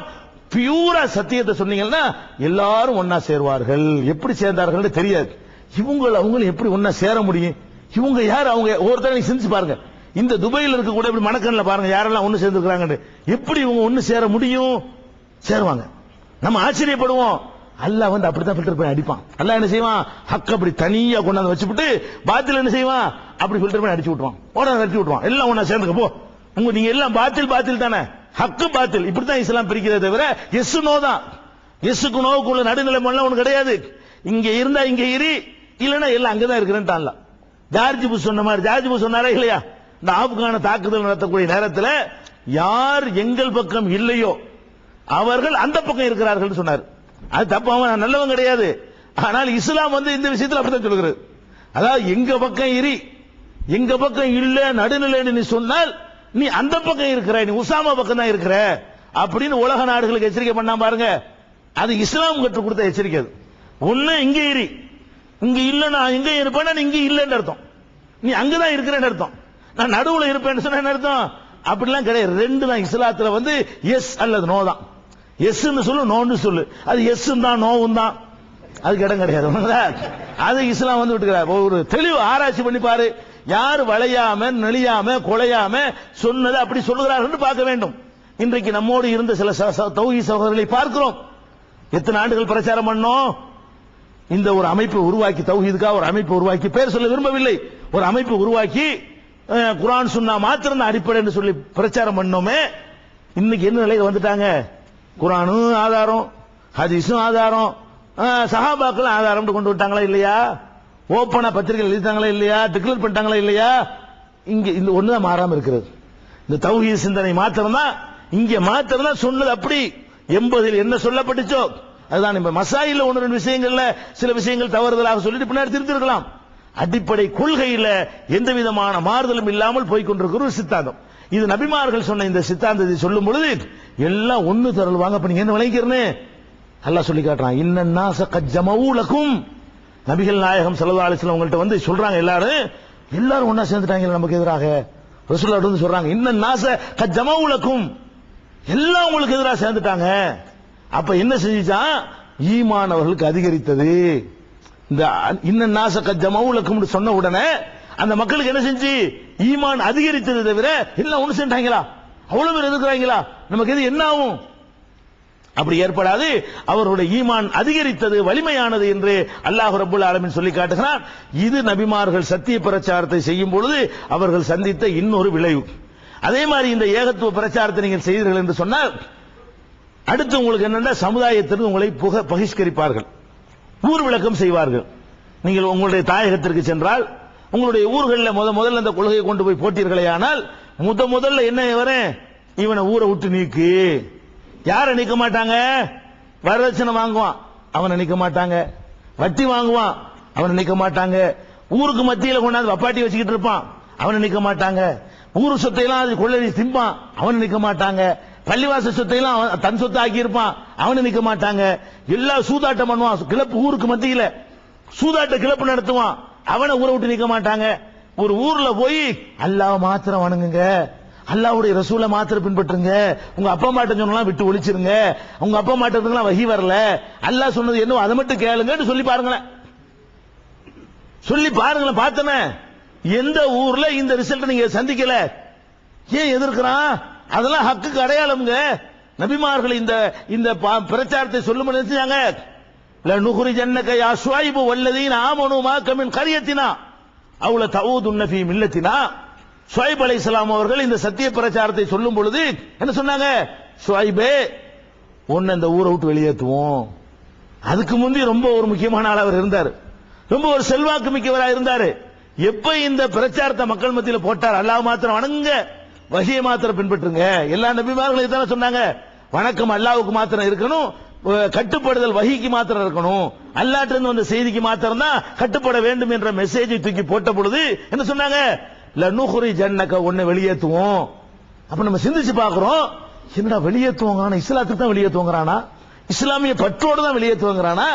இல்ல, அப்படி பற்றோடு வெளியேற்றி இருந்தால் அவ்வளவு அயோக்கியர்களை வெளியேற்றி இருக்க வேண்டும், ஊருக்குள்ள இருந்து கொண்டு இஸ்லாம் என்ற பெயரை வைத்துக் கொண்டு பட்டப்பகலிலே நோன்பு நேரத்தில் போய் சாப்பிடுவானே அவன் வெளியேற்றப்பட மாட்டான். ஊரை விட்டு ஜமாத்திலிருந்து அவன் வெளியேற்றப்பட மாட்டான். பள்ளிவாசல் பாங்கு சத்தம் கேட்கிற வரைக்கும் பள்ளி வாசல்ல படுத்து தூங்கி விட்டு பாங்கு சொன்னவனை எந்திரிச்சு வெளியே போவானே அவன் நீக்கப்பட மாட்டான். குளிரிலையும் இதில் நடுங்கிக் கொண்டு பள்ளிக்கு தொழுவ போவானே நபி சொன்னபடி தொழுவேன்னு சொல்லுவான் அவன் நீக்கப்படுவான். பாக்குறீங்களா இல்லையா? எத்தனை பள்ளிவாசல்ல போர்டு போட்டிருக்கிறார்கள். மதுஹபை பின்பற்றாதவர்கள் பள்ளிவாசலுக்கு வரக்கூடாது. தமிழகத்தில் பாக்குறீங்களா இல்லையா? எல்லா ஊர்களையும் போடப்பட்டு விட்டது. இன்னைக்கு ஏன் வரக்கூடாது? யாரெல்லாம் வந்துகிட்டு இருக்கிறான்? யாரையெல்லாம் வர விடுறீங்க? யாரெல்லாம் வரலாம்? தண்ணி அடிச்சுட்டு வந்து படுத்து கிடக்கிறார்கள் இத்தனை பள்ளிவாசல்களில். அவர்களை யாரும் தடுப்பது இல்லை. அப்ப நான் பார்க்கிறேன், ஏன் இதை மட்டும் இப்படி செய்கிறார்கள்? அல்லாஹ் வேணும்னு இப்படி செய்யறாங்க. நம்மளுக்கு அவனுக்கு சரியா வராது, பிரிச்சு காட்டலாம். அல்லாஹ் நம்ம எப்படி அவனோட இணங்கி நிக்கிறது? நம்மளா இணைஞ்சிடக்கூடாதுக்காக வேண்டி அல்லாஹ் என்ன பண்றான்? எல்லாம் ஒன்னா சேர்ந்துக்குவான். யாரு? தண்ணி அடிக்கிறவனு ஒன்னா சேருவான், குடிகாரனும் சேருவான், விசாரம் பண்றவனும் சேருவான், தொழுகிறவனும் சேருவான், தொழுவாதவனும் சேருவான், தப்லீக்கும் சேருவான், தப்லீக்கு ஹராம்னு சொல்றான அவனும் சேருவான், அஜர்த்தும் சேருவார், அஜத்தை எதிர்த்துட்டு இருப்பான அவனும் சேருவான், முத்தவள்ளியும் சேருவாரு, முத்தவள்ளிக்கு எதிராக கணக்கு கேட்பான ஒருத்தன் அவனும் சேருவான். எல்லாம் ஒண்ணா உட்காந்துக்கிட்டு டேய் வராதேமா. என்ன ஆச்சரியமா இருக்கிறீங்களா? இதுதான் நடக்கும். நபிமார்கள் வாழ்க்கையில சந்திச்சது என்னது? இதுதான் நடக்கும். எந்த காலத்துல நீங்க சத்தியத்தை சொன்னீங்களோ அது ஆச்சரியமா இருக்கு. எனக்கு நம்ப முடியல, உங்களுக்கு நம்ப முடியல. அது என்ன? நம்ம என்ன செஞ்சிட்டோம்? வரதட்சணை வாங்க வேணாங்கிறோம், இதுக்காண்டு வர வேணாங்கிறானா? கத்தம் பாத்தியான்னு இந்த மாதிரி பொருளாதாரத்தை வீணாக்காதீங்கன்னு சொல்றோம். இது என்ன எவன் சொத்தை நம்ம எடுத்துக்கிட்டோம்? அவன் ஏன் எதிர்க்கிறான்னு கேட்டா, இந்த பிரச்சாரம் மக்கள் மத்தியிலே போனால் குடிகாரனுடைய சட்டையை போட்டு பிடிக்கக்கூடியவர்களாக ஒரு கூட்டம் உருவாகும். ஊருக்கு மத்தியில வப்பாட்டி வச்சிருக்கிறான அவனை பிடிச்சி இழுத்து போட்டு அடிக்கக்கூடிய ஒரு கூட்டம் உருவாயிரும். எதுக்கு எல்லாம் சேர்றான்னு விளங்குதா? தொழுவாம இருந்துகிட்டு அநியாயம் பண்றாங்களே அவங்க எல்லாம் ஏன்டா பள்ளியாசல்ல படுக்கிறதுக்கு வர்றேன்னு விரட்டி கூட கூட்டியமா இது உருவாயிரும். நாளோட இருக்குமா நசுக்கிப்படணும். 40 போனாங்க 400 போனாங்கன்னா ஊர் சொத்தை கொள்ளையடிக்க இயலாது, தண்ணி அடிக்க இயலாது, ஊருக்கு மத்தியில் சூதாட்டம் பண்ண இயலாது. இவங்க தான் சீன்ல நின்று நமக்கு கவுண்டர் கொடுக்கக்கூடியவங்க, இவங்க தான் உறுதியா நின்று எதிர்க்கக்கூடியவங்க. எதிர்காலத்தில் இன்னதெல்லாம் நடக்கும் விளங்கி கொண்டுதான் அவன் என்ன பண்றான்? ஊரை விட்டு நீக்கிறேங்கிறான். இது மாதிரியான நிகழ்ச்சிகள் இன்னைக்கு நடந்து கொண்டிருக்கிறது. உங்க எத்தனை ஊர்கள் சகோதரர்கள் வந்திருக்கிறீர்கள்? உங்கள் ஊர்ல தௌஹீத் இருக்காது. இங்க வந்து தௌஹீதை தெரிந்திருப்பீர்கள், இங்க வந்து குர்ஆன் சுன்னாவை விளங்கி இருப்பீர்கள். உங்க ஊர்ல போய் நீங்க சொல்லி பார்த்தீர்களே ஆனால் ஒரு 10 வருடத்திற்காவது இந்த துன்பங்கள் என்ன செய்யணும்? அனுபவிக்க வேண்டும். நானே நீக்கப்பட்டிருக்கேன். 20 வருஷத்துக்கு முன்னால் ஊரை விட்டு என்னை விலக்கி வைத்திருந்தார்கள். என்ன நான் செஞ்சேன்? யார் சொத்தையாவது கொள்ளையடிச்சனா? யாருக்காவது அநியாயம் செஞ்சனா? ஒண்ணும் கிடையாது. இந்த ஒரு கொள்கையை சொன்னதுக்காக வேண்டி சந்தன கூட நடத்தக்கூடாதுன்னு சொல்லிட்டு அதை எதிர்த்து மறியல் பண்ண ஒரு காரணத்துக்காக வேண்டி ஊரை விட்டு நீக்கி வைத்தார்கள். சேகுமார்கள் போலீஸ்கள் வரும் பொழுது அவர்களை எதிர்த்து நோட்டீஸ் போட்டதற்காக வேண்டி ஊரை விட்டு நீக்கி வைத்தார்கள். மனிதனுடைய காலில் நீங்க விழக்கூடாது, மனுஷன் தான், அல்லாஹ் தான், அல்லாஹ்வுக்கு செய்யறத மனுஷனுக்கு செய்யாது என்று பொதுக்கூட்டம் போட்டு பேசுனதுக்காக வேண்டி நீக்கி வைத்தார்கள். அப்ப இந்த மாதிரி எந்த காலகட்டத்தில் எல்லாம் நீங்கள் சத்தியத்தை சொல்கிறீர்களோ அங்க நீங்க என்ன சந்திப்பீங்க? ஒட்டுமொத்தமா சேர்ந்து கொண்டு எதிர்ப்பார்கள். நம்மளை எதிர்க்கிறத ஒவ்வொரு ஊர்லயும் இதை அனுபவிப்பீர்கள். ஆனா இதெல்லாம் வருங்கிறதுக்காக நீங்க பின்தங்கிட கூடாது. இதெல்லாம் வருமே, இப்படி எல்லாம் பண்ணுவார்களே, எதிர்ப்பு வருமே. அதுதான் அல்லாஹ் ரப்புல் ஆலமீன் சில வரலாறுகளை உங்களுக்கு சொல்லித் தருகிறான். இந்த மாதிரி எதிர்ப்புகள் வரக்கூடிய நேரத்தில் நம்ம ஒரு அளவுகளை வைத்துக் கொள்ள வேண்டும். என்ன அளவுகள்? மூசா நபியுடைய காலத்தில் அந்த உம்மத்துகள் மூசா நபி காலத்தில் சத்தியத்தை எடுத்து சொல்றாங்க. ஃபிரௌன் ஏத்துக்கொள்ள மறுக்கிறான். மறுத்து என்ன சொல்றான்னு கேட்டா, மூசா நபி செய்த அந்த அற்புதத்தை அவன் என்ன செய்யறான்னு கேட்டா தந்திரம்ங்கிறான். மூசா நபி அல்லாஹ்வுடைய அற்புதத்தை செஞ்சு காட்டுறாங்க. ஒரு கைத்தடியை போடுறாங்க, பாம்பா மாறுது. அது உண்மையில பாம்பா தான் மாறுகிறது. ஏன் மாறுது? அல்லாஹ்வுடைய ரசூல் என்பதற்காக அல்லாஹ் கொடுத்திருக்கிற ப்ரூஃப். அதுல எந்த விதமான மேஜிக் கிடையாது. இருக்கிறத இல்லாத மாதிரி காட்டுவது, இல்லாத இருக்கிற மாதிரி காட்டுவது மாதிரி செட்டப் கிடையாது. உண்மையாகவே மாறியது. அவன் என்ன நினைக்கிறான்? ஃபிரௌன் நம்ம நாட்டில் இந்த மேஜிக் செய்யறவங்க இருக்கிறாங்களே அந்த மாதிரி வேலையை தான் இவர் பண்றாரு. கைத்தடி ஒண்ணு பாம்பா மாறல, அப்படி மாறுற மாதிரி ஒரு நம்ம கண்கட்டி வித்த காட்டுறாரு அப்படி நினைத்து கொண்டு மூசா நபிட்ட என்ன செய்யறான்? போட்டிக்கு வரியான்னு கேட்கிறான். என்னையா வித்த காட்டுற? எங்க நாட்டில் இது மாதிரி 1000 பேர் இருக்கான், அவனோட போட்டிக்கு ரெடியா இருக்கிறியா அப்படின்னு கேட்கிறான். அவரு மூசா நபி சரின்ட்டாரு. ஒரு நாள் ஒரு சஹரத்து லிமி காத்தி யௌமி மாலூம், ஒரு குறிப்பிட்ட நாள்ல அந்த மந்திரவாதிகள் எல்லாம் என்ன செய்யறாங்க? வித்தைக்காரர்கள் எல்லாம் ஒன்று திரட்டப்படுகிறார்கள். வித்தை நடக்குது, போட்டி நடக்குது. தனியா மூசா நபி அவ்வளவு வித்தைக்காரர்கள் ஒரு பக்கம், இவர் தன்னதனியா நிக்கிறாரு, வித்தைக்காரர்கள் ஒரு பக்கம் நிக்கிறார்கள். நின்று கொண்டு மூசா நபி என்ன செய்யறாங்க, முதல்ல நீங்க போடுறீங்களா நாங்க போடுறான்னு கேட்கறாங்க. அப்ப நீங்களே போட்டுருங்க, உங்க வித்தையை நீங்க முதல் காட்டுங்கன்ற உடனே அவங்க கைத்தறிய போடுறாங்க. பாம்பு மாதிரி, பாம்பா மாறல, பாம்பு மாதிரி அப்படி ஒரு தோற்றத்தை ஏற்படுது. யுஹையலு இலைஹி அன்னஹா தஸ்ஆ, அது சீறுவது போல ஒரு தோற்றம் ஏற்பட்டது. சஹரு அயுனன் நாஸ், மக்களுடைய கண்களை மயக்கினார்கள். கண்ணத்தான் மயக்கினானே தவிர அவன் கைத்தடியோ கயிறுகளோ பாம்புகளாக மாறல. ஆனா பாம்பு மாதிரி அதுக்குள்ள கெமிக்கல் ஏதாவது தடவி, ரசாயனத்தை தடவி வெயில போட்டணும் மாதிரி சுருண்டு கொண்டு வர்ற மாதிரி நம்ம கண்ணுக்கு தெரிகிறது. இத பார்த்து மூசா நபியை பயந்து போயிட்டாங்க. மூசா நபியை என்ன செஞ்சிட்டாங்க, இப்படி பண்றாங்க, இந்த மாதிரி சீறிக்கிட்டு வருது அப்படின்னு குல்நாளா தகப், மூசாவை பயப்படாத, இன்னக்காந்தல் ஆலா, நீ தான் ஜெயிக்க போற, எதுக்கு பயப்படுற அப்படின்னு சொல்லிவிட்டு அல்லாஹ் உன் கைத்தறிப்பை போடு. போட்ட உடனே தல்கபு மா யாஃபிகூன், அவங்க செய்து வைத்திருந்த வித்தைகளை எல்லாம் மூசா நபி செய்த அந்த வித்தை விழுங்கி விட்டது, ஒண்ணும் இல்லாம ஆக்கிப்பிடிச்சு. இதெல்லாம் பாயிண்ட். இதுல என்ன வருதுன்னு கேட்டா, இத கண் கூட பாக்குறாங்க. யார் பாக்குறா? அந்த மந்திரவாதிகள். யார் அந்த வித்தை செய்த அவங்க பாக்குறாங்க, நம்ம கண்கட்டி வித்தை செஞ்சோம், இது கண்கட்டி வித்தை இல்ல, இது நிஜம், நிஜமாவே இது பாம்பு, இது நம்ம இது பாம்பு மாதிரி ஒரு தோற்றம் அளிக்க செய்கிறது, இவர் கண்டிப்பா இறை தூதர் தான். பாம்பின் கால் பாம்பரியும் சொல்லுவாங்கல்ல, வித்தைக்காரனுக்கு தெரியும் இது வித்தையா இல்லையான்னு சொல்லி. இது வித்தை இல்ல, இது யதார்த்தம், இது உண்மை. விலங்கு என்ன பண்ணிட்டாங்க அந்த மந்திரவாதிகள்லாம், ஆமன்னா பி ரப்பி மூசா ஓ ரப்பி ஹாரூன், நாங்கள் மூசா நபி சொல்லக்கூடிய இறைவனை ஏற்றுக்கொண்டோம், ஹாரூன் நபி சொல்லக்கூடிய இறைவனை நாங்கள் ஏற்றுக்கொண்டு விட்டோம் அப்படின்னு சொல்லிவிட்டாங்க. சொன்ன உடனே ஃபிரௌன் என்ன பண்றான், உடனே எதிர்க்கிறான். அவன் தானே இந்த சபையை கூட்டினது. லகு கபல அன் ஆதனலக்கும், நான் உங்களுக்கு அனுமதி தர்றதுக்கு முன்னாடி நீங்க அவரை ஏத்துக்கிட்டீங்களா? இன்னகூல கபீருக்கும் உள்ளது அல்லமக்கும் சிஹர, இந்த சிகர உங்களுக்கு கற்றுத்தந்த பெரிய ஆள் அந்த குருநாதர் அந்த ஆள் தான், இப்பதான் விளங்கிட்டாங்கிறான். அடே இந்த வித்தையை அந்த ஆள் தான் உங்களுக்கு கற்றுத்தந்தாரா அப்படின்னு சொல்லி என்ன செஞ்சான், இதை சொல்லி காட்டி அவர்களை மடக்கிறான், மிரட்டுறான். எப்படி மிரட்டுறான்? லவ் கத்தி அன் ஐதியக்கும் அர்ஜுலக்கும் மின் ஹிலாஃப் வலவ் சல்லிபன்னக்கும் அஜ்மஈன், உங்களுடைய கைகளையும் கால்களையும் மார்கால் மார்கை வெட்டுவேன். மார்கால் மார்கைனா வலது காலு இடது கை, அல்ல இடது காலு வலது கிராஸ். மார்கால் மார்கையா என்ன செய்வேன், உங்களுடைய நான் வெட்டுவேன் அப்படின்னு சொல்றாங்க. இந்த நேரத்தில் அந்த மக்கள் காட்டிய உறுதியை நீங்க பார்க்கணும். இவன் யாரு, சொல்றவன் யாரு, நிசமா செய்யக்கூடியவன், உண்மையாகவே மிரட்டலுக்கு ஒரு தகப்பனார் தோலை உரிச்சிருவேன் மகனுக்கு சொல்லுவார, அது மாதிரியான மிரட்டல் இல்லை. இது நிஜமாகவே செய்து காட்டக்கூடிய இடத்துல சர்வாதியாக இருக்கிறான். பேப்பர் கிடையாது, ஜனநாயகம் கிடையாது, பார்லிமெண்ட் கிடையாது, எவன் கத்த மாட்டான், துண்டு துண்டா வெட்டினாலும் கேட்க நாய் கூட இல்ல. அப்படிப்பட்ட ஒரு நிலையில் அந்த மக்கள் இருக்கிறார்கள். இவன் மிரட்டுகிறான், மிரட்டியதை செய்தே தீருவான். அப்படிங்கிற நிலையில அந்த இஸ்லாத்தை ஏற்றுக்கொண்டவர்கள் என்ன சொன்னார்கள் தெரியுமா? ஃபக்லிமான் தகால், நீ என்ன தீர்ப்பளிக்க நினைக்கிறாயோ அழித்துக் கொள்ளுடா. இன்னமா தக்லி ஹாதிஹில் ஹயாத் துன்யா, இந்த உலகத்தில் தான் தீர்ப்பளிப்ப. நாங்க இந்த மூசாவை ஏத்துக்கிட்டு இந்த உலகத்துக்கா, இவருக்கு பின்னாடி போனா பணம் கிடைக்கும் என்பதற்கா, இவருக்கு பின்னாடி போனா நாளைக்கு ஆட்சிக்கு வரலாம் என்பதற்கா, இவருக்கு பின்னாடி போனா எங்களுக்கு அதிகாரம் கிடைக்கும் என்பதற்காக வேண்டியா, சொகுசா வாழலாம் என்பதற்காக வேண்டியா, அல்ல பலம் காட்டுவதற்காக வேண்டியா? இவருக்கு பின்னாடி நாங்கள் போனதற்கு அது காரணம் இல்ல. அப்படின்னா உங்ககிட்ட நாங்க இருந்திருப்போம்.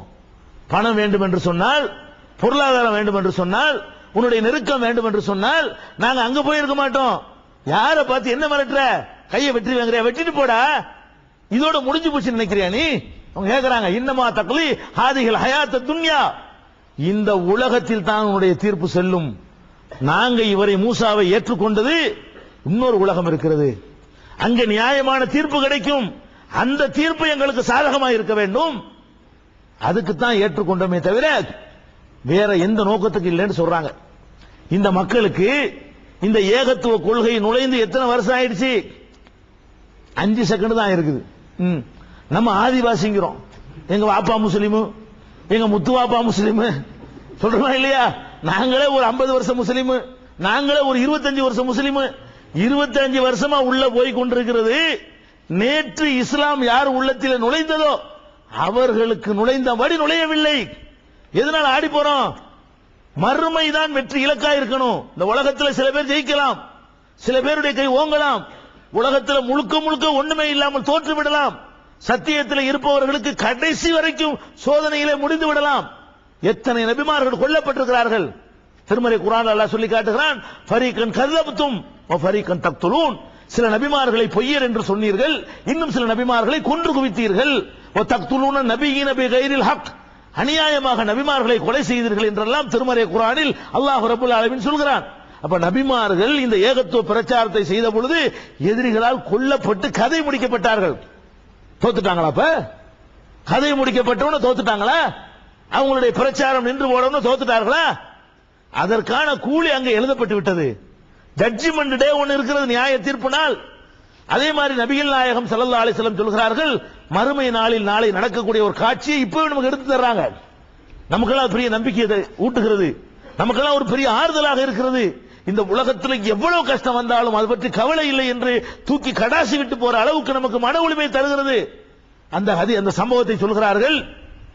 நியாய தீர்ப்பு நாளையிலே நபிமார்கள் எல்லாம் வருவார்கள். எப்படி வருவார்கள்? தங்கள் தங்கள் உம்மத்துகளை அழைத்துக் கொண்டு வருவார்கள். சில நபிமார்கள் பல்லாயிரக்கணக்கானவரோடு வருவாங்க. முன்னாடி நபி வருவாங்க, பின்னாடி பார்த்தா பயங்கரமான கூட்டம் இருக்கும். சில நபிமார்கள் வருவார்கள், சில 100 பேர் அவர்களுக்கு பின்னால் இருப்பார்கள். சில நபிமார்கள் வருவார்கள், அவர்களுக்கு பின்னால் 10 பேர் இருப்பார்கள். சில நபிமார்கள் வருவார்கள், அவங்களுக்கு பின்னால் 3 பேர் இருப்பார்கள். சில நபிமார்கள் வருவார்கள், மாஹூ ரஜுலானி, 2 பேர் தான் அவரோடு இருப்பார்கள். சில நபிமார்கள் வருவார்கள், ஒரே ஒரு ஆளை கூட கூட்டிட்டு வருவாரு. சில நபிமார்கள் வருவார்கள், அவர்கள் மட்டுமே வருவார்கள். நபிகள் நாயகம் ஸல்லல்லாஹு அலைஹி சொல்றாங்க, நபிமார்கள் அவங்களுடைய பிரச்சாரத்தினால் என்ன ரிசல்ட் கிடைத்ததோ, எந்த மக்களை வென்றெடுத்தார்களோ அவங்களை அழைத்துக் கொண்டு வருவார்கள் என்று சொல்லும் பொழுது என்ன சொல்றாங்க? சில நபிமார்கள் வருவாங்களாம், அவங்க மட்டும்தான் வருவாங்களாம்.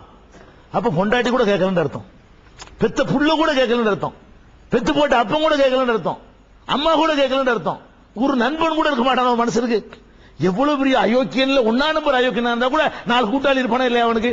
அது கூட இல்ல பாருங்களேன். நபியா இருக்கிறாரு, அவரை ஏத்துக்கிறதுக்கு இந்த சமுதாயத்தில் ஒருத்தன் இல்ல, அவர் மட்டும் வர. என்னப்பா நான் தான் நபி, நான் தான் உம்மத்துங்கிறார். அப்ப எதுக்கு இதை சொல்றோம்னு கேட்டா, இந்த உலகத்தில் அவர்கள் தோற்று விட்டார்களா இல்லையா? அப்ப இந்த மெசேஜுக்கான கூலி யார் தருவார் என்று கேட்டால் அல்லாஹ் தான் தருவான். அப்ப எது என்ன நம்ம விளங்க வேண்டும் என்று கேட்டால், எவ்வளவு அடக்குமுறைகள், எவ்வளவு துன்பங்கள், எவ்வளவு ஒடுக்குமுறைகள் வந்தால் கூட ஆடி கலங்கி தளர்ந்து சோர்ந்து போய்விடக் கூடாது. மூசா நபி காலத்திலே அந்த மந்திரவாதிகள், முன்னாள் மந்திரவாதிகள், இப்போதுதான் இஸ்லாம் அவர்கள் உள்ளத்திலே நுழைந்திருக்கிறது. 10 நிமிஷத்துக்கு முன்னாடி தழுவிருப்பார்கள், 5 நிமிஷத்துக்கு முன்னாடி தொழுதிருப்பார்கள், சில வினாடிகளுக்கு முன்னால் அந்த கலிமாவை சொல்லியிருப்பார்கள்.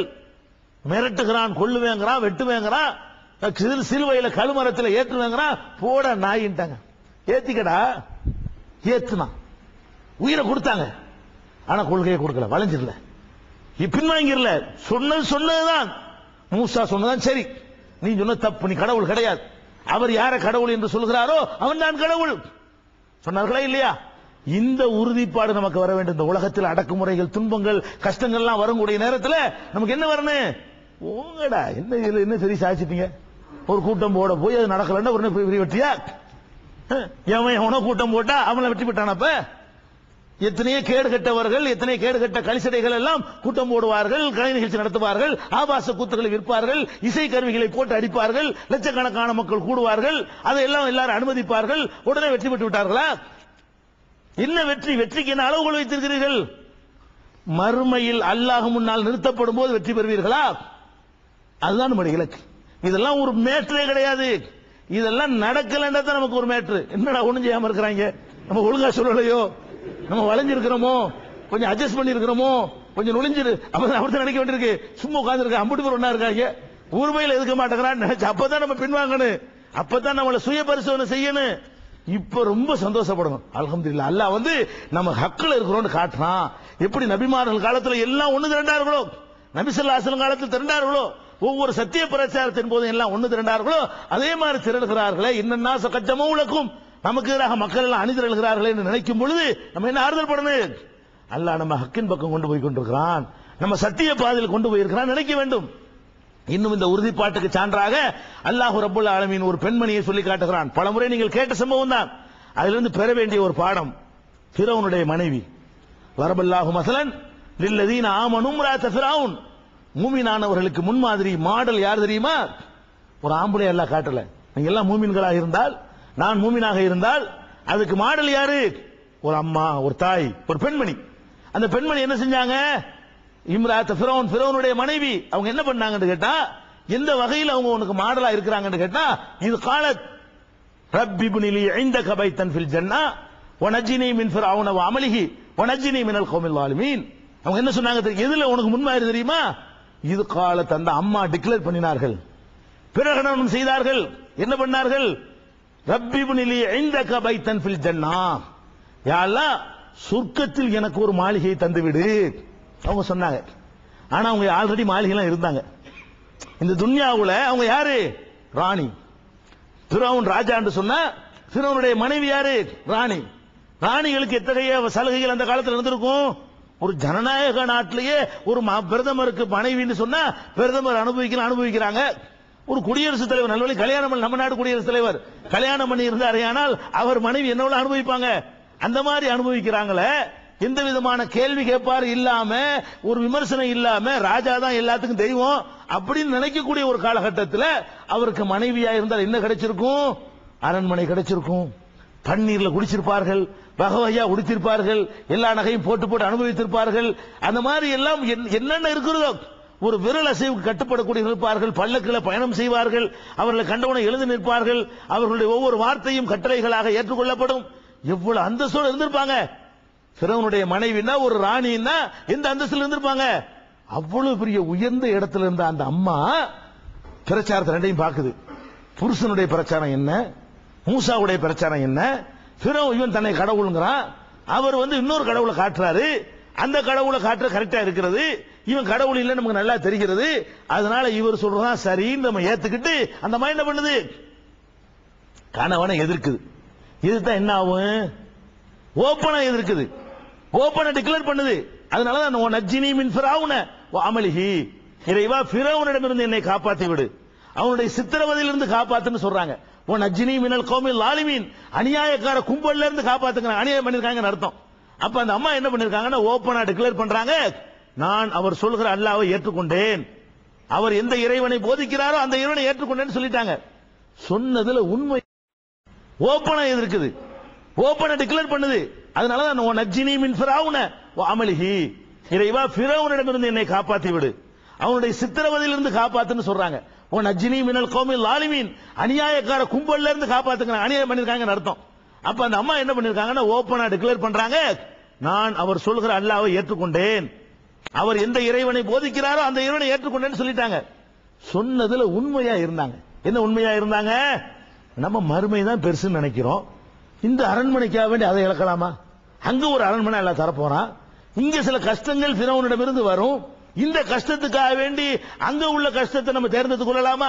அங்க அல்லாஹ் ஒரு கஷ்டம் தான் நம்ம தாங்க முடியுமா? இவன் தான் கஷ்டத்துல இயலும், என்ன அடிப்பான், அதப்பான், சித்திரவதமா, கையை காட்டுவான், கடைசியில் சாவடிப்பான், இவ்வளவு நடக்கும். இதெல்லாம் ஒரு சின்ன அற்பமான வாழ்க்கை, 5 நிமிஷத்துல முடிஞ்சு போற விஷயம். காலாகாலத்துக்கும் அழியாத ஒரு பெருவாழ்வு இருக்கிறத அங்க கொண்டே நரகத்தில் போட்டு அல்லாஹ் வாட்டினால் நம்மளால தாங்கிக் கொள்ள முடியுமா? அப்படின்னு அந்த அம்மா சிந்திச்சு அல்லாஹ்ட்ட என்ன கேட்கிறாங்க? ரப்பி இப்னி லீ இந்தக பைத்தன் ஃபில் ஜன்னah, இறைவா சொர்க்கத்தில் எனக்கு ஒரு மாளிகையை தா. இது மாளிகை இல்ல. நம்ம என்ன நினைக்கணும்?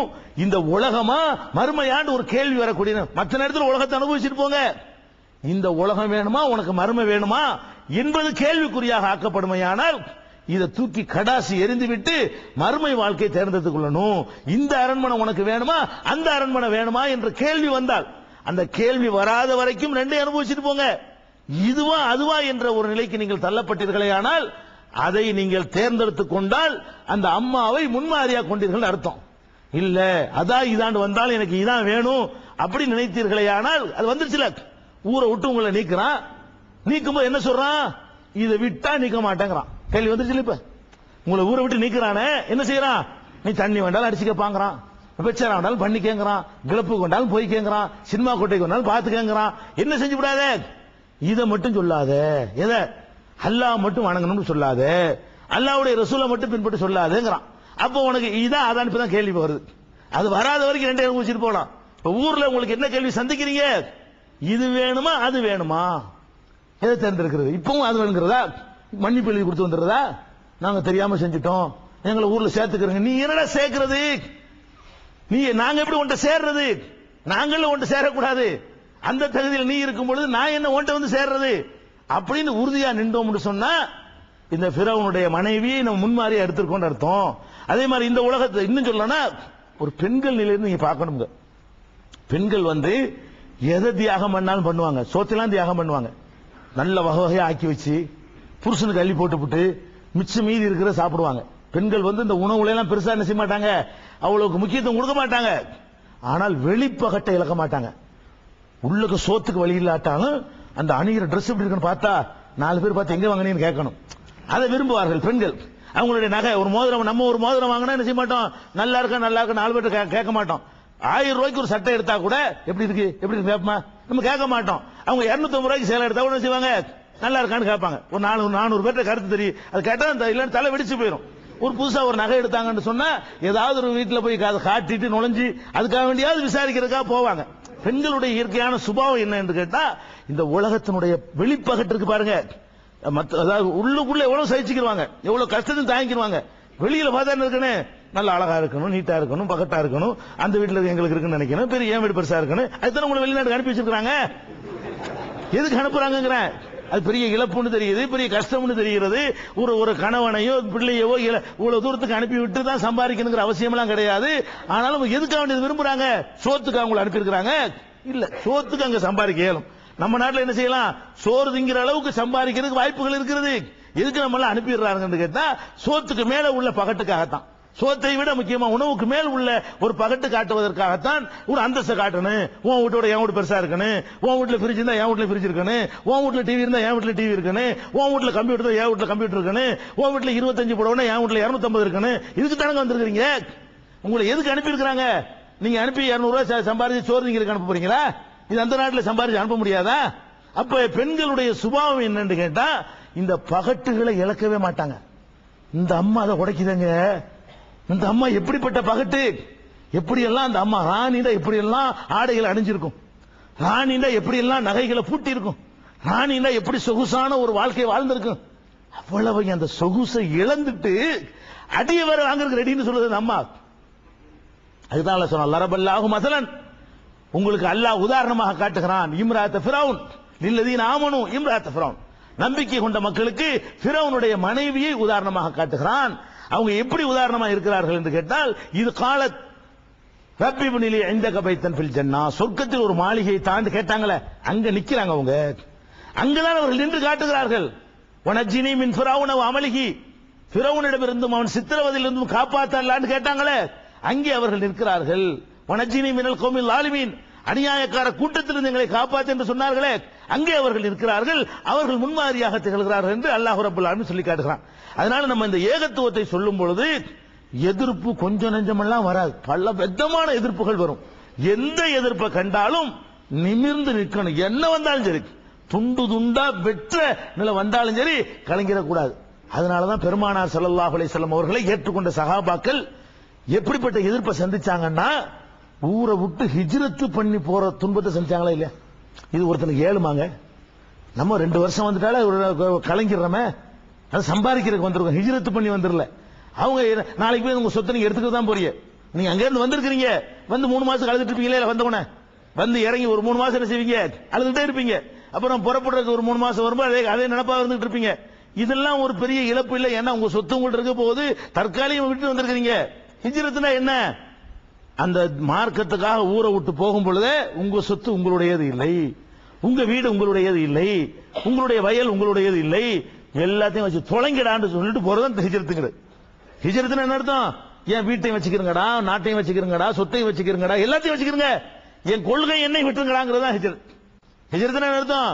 என் கொள்கையை விட மாட்டேன், கொள்கையை மட்டும் தூக்கிட்டு நான் மட்டும் ஓடுறேன், அதான் ஹிஜ்ரத். பெரிய எதை எடுத்துட்டு ஓடினாங்க? அவ்வளவு பெரிய கோடீஸ்வரரா இருந்த ரசூல் ஸல்லல்லாஹு அலைஹி வஸல்லம் அவர்கள் அவ்வளவு சொத்தையும் போட்டு போனாங்க. பெரிய பணக்காரராக திகழ்ந்த அபூபக்கர் சித்திக் ரலியல்லாஹு அன்ஹு அவர்கள் அவ்வளவு சொத்தையும் போட்டு ஓடினாங்க. எல்லாம் இருந்ததெல்லாம் எடுத்துட்டு அணிஞ்சிருக்கிற ஆடையோடு ஓடினார்களே, இந்த தியாகத்திற்கு ஏன் தயாரானார்கள்? அவங்க அந்த கேள்வி சந்திச்சாங்க. எந்த கேள்வி? இங்க இருந்தால் இதை விடுறியா அதை விடுறியா கேள்வி அதான வந்துருச்சு. நீ எங்களோட இருக்கிறதா இருந்தால் நீ வந்து லா இலாஹ இல்லல்லாஹ்னு சொல்லக்கூடாது, இந்த வஹியை பின்பற்றி சொல்லக்கூடாது.